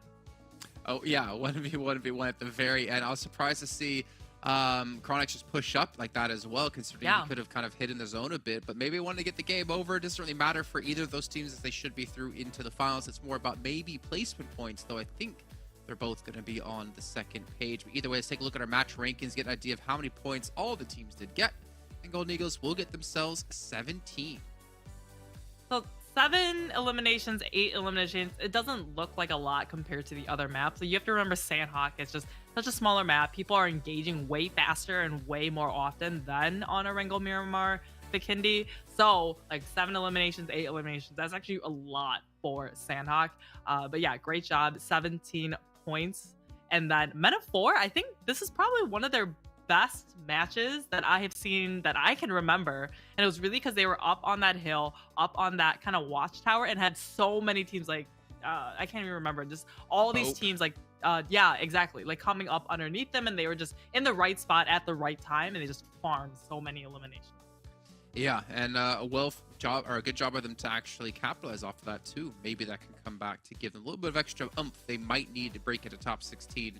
But we see on the second page, the Chosen Zero, MEZEXIS, the momentum has completely been drained out of their tanks. They no longer have any momentum left. And by the way, Dave, I actually did go back and watch. You said momentum 36 times, and I said it 12 times. So get your numbers right, son. I know math's a little bit hard, but you know what? You come at me, you're going to get the horns. I don't know why there's horns, and I'm not a bull. Excuse 3 points. That's all I can say here. Falling even further behind BOPE. I'm actually really curious to see what the overall rankings will be when we look at it a little bit later on, because that's going to be a really tough pill to swallow for Excuse, because they were top 16 and they should have no right to be so anymore. Yeah, we still have tomorrow though, Jason. We have 5 matches total, but each of the teams will play 4 matches tomorrow to try to get as many points as possible. And like we said, you don't want to wait to the last second to try to get the points that you need to try to qualify into the finals and try to, because it's just like it's so unpredictable on that last day, especially the last couple of matches, what is going to happen. Well, here we go. This is our overall rankings for the week, right, Monica? And this means any team you see here will be getting bonus points if we ended off things today. But like you said, we have one more day to go here, so there is a little bit of wiggle room for these teams to potentially get a couple extra points here or there, or potentially lose out on a couple different points. But one thing that is for sure is NHyper, YKG, and MEZEXIS should not be moving from this top 3 position. Execute almost 40 points behind. But what I'm curious about is maybe onto the second page here, because these teams... Well, I'm hoping SLR is still relatively high. Fallen down to almost last place again. Yikes! Almost. I mean, there's 20 teams. They started the day off real strong with that chicken dinner that none of us are really expecting, but chicken dinner in Quarry on Erangel, and then after that, every single match was 1.0 points. So it was just basically they had all their points from that chicken dinner spread across 4 matches. Just really, it was a good first game. The rest of it just was not up to par. But below them, Excuse, did fall a little shy, but is only 2 points behind super lazy Reflex. And from there, it's marginal little points that are the difference between them and the bubble. I mean, yeah, but this is just for the week, right? This week doesn't matter when it comes to the bubble. It's about the overalls, and they're almost 20 points behind BOPE when they were tied at the start of the day. That's going to be rough, as we'll take a look at our overalls in just a second, give you an idea of what can come up tomorrow. And again, what's really important to keep our eyes on for tomorrow. But BOPE, every match they survive longer than Excuse just builds that lead even further. And tomorrow, honestly, is going to be really tough for Excuse. I really wonder what's going to happen for them. What are they going to be feeling within the columns of the team? And their whole mental game, knowing they were top 16, they've now just fallen out. But one thing's for sure, NHyper dominating 600 points, the first team to reach it here in our 3 weeks of play. I think also when teams like NHyper, when YKG are getting, and you've seen them kind of fall off just a little bit. I think it's also, we know we're in the finals. There's a healthy point margin here. It's not like YKG is not in any danger really of losing their second place finish right here at NHyper. They're not really in danger of losing their first place. So I think this is the comfortable space that these two teams can now, hey, we're gonna play hyper aggressive like we saw YKG just send it crash into the compound where the Panthers are at. And Sanhok, if we lose, we lose. But at least we're learning to utilize these tactics into the finals. But Monica, I mean, one thing that stands out, at least on this page, and Hyper, 412 eliminations. Yeah. Our fifth place team has 410 points. Like, they have more in a limbs than our fifth place team has total. That is just, there's no words for that. Yeah. Momentum, maybe, if you ask Dave. Yeah, momentum maybe if you see him. But looking at our second page, though, these are the teams that, as of now, I mean, okay, so if we stopped it here, these are the top 16 that would go into finals. But obviously, we still have tomorrow to go. But what is the moment? Well, here, BOPE passed not only Excuse, but they passed Skills of Mind too. So now Skills of Mind is the team that's on the verge of being knocked out. Can we just fast forward this to the last page as well? I want to see what the difference is. 16 points. Wow. Even Angry Amateurs technically are within reach, but they need to have most likely a win tomorrow to make it happen. This is tough. Excuse, they've gone from 16th to 17th. Skills of Mine from 15th to 16th. I honestly, I can't tell you between these 3-4 teams who's going to be in and who's going to be out at the end of the day. Yeah, when we see these, I mean, this is what we said at the beginning of the day, right, Jason? It's when a team like BOPE does do better than the other teams, and they're just kind of consistently playing their skills of mine. I think I had 3 points average, if that, or 1 point per game, and they continue to go there, and you can jump up ahead of them. And I mean, there's still way more potential. Anything could happen tomorrow if those kind of bottom teams get it together, watch the matches back, figure out what went wrong, and then come in way stronger tomorrow, and they can make it into that top 16. Well, we're obviously going to find out. Before we can even do that, we have to end off our show today. And now the final question comes, Monica, the MVP of the day. I'm going to go on a limb, not a very weak limb. MEZEXIS is probably going to be one of the players from that team who's going to take the MVP, considering they got double victories today. I almost want to say Trick, Ooh. but he had MVP Trick yesterday, if I'm not mistaken. Trick or Remix? Yeah, it's going to be tough. Let's see who the MVP is going to be of this day. Oh, KCC, okay. Oh, we were completely wrong. That was close. Close to a different team, but yeah, okay. Now that I look at it, this does make sense, because on that Erangel match where they was it Erangel? No, it was which match was it that NHyper really went off? Miramar. 18 eliminations. That was it. Yeah, that was some good gameplay. Even though they didn't end up winning, and they just kind of they what was it, they didn't allow who was it, Dope, to get the last point, and just kind of backed up into the blue zone. Yeah, well, in the end, it was a pretty damn good day of matches, if I'm completely honest. Seeing SLR start off the day strong with the win, their first victory here in PMPL, seeing the clutches happen at MEZEXIS up against NHyper and YKG. It's been a ridiculous day of games. Hopefully, if you guys missed any of it, you go back and watch them, because you're not going to regret it. But hopefully, while you're rewatching those matches, you do it now or you do it before the show tomorrow, because tomorrow at the exact same time is the final day of league play. And after that, we'll have a quick little break before we come back for the finals, where we determine our 5 teams to head over to regionals to see what they can do up against Latin America and Brazil. So see you tomorrow, and have a great night.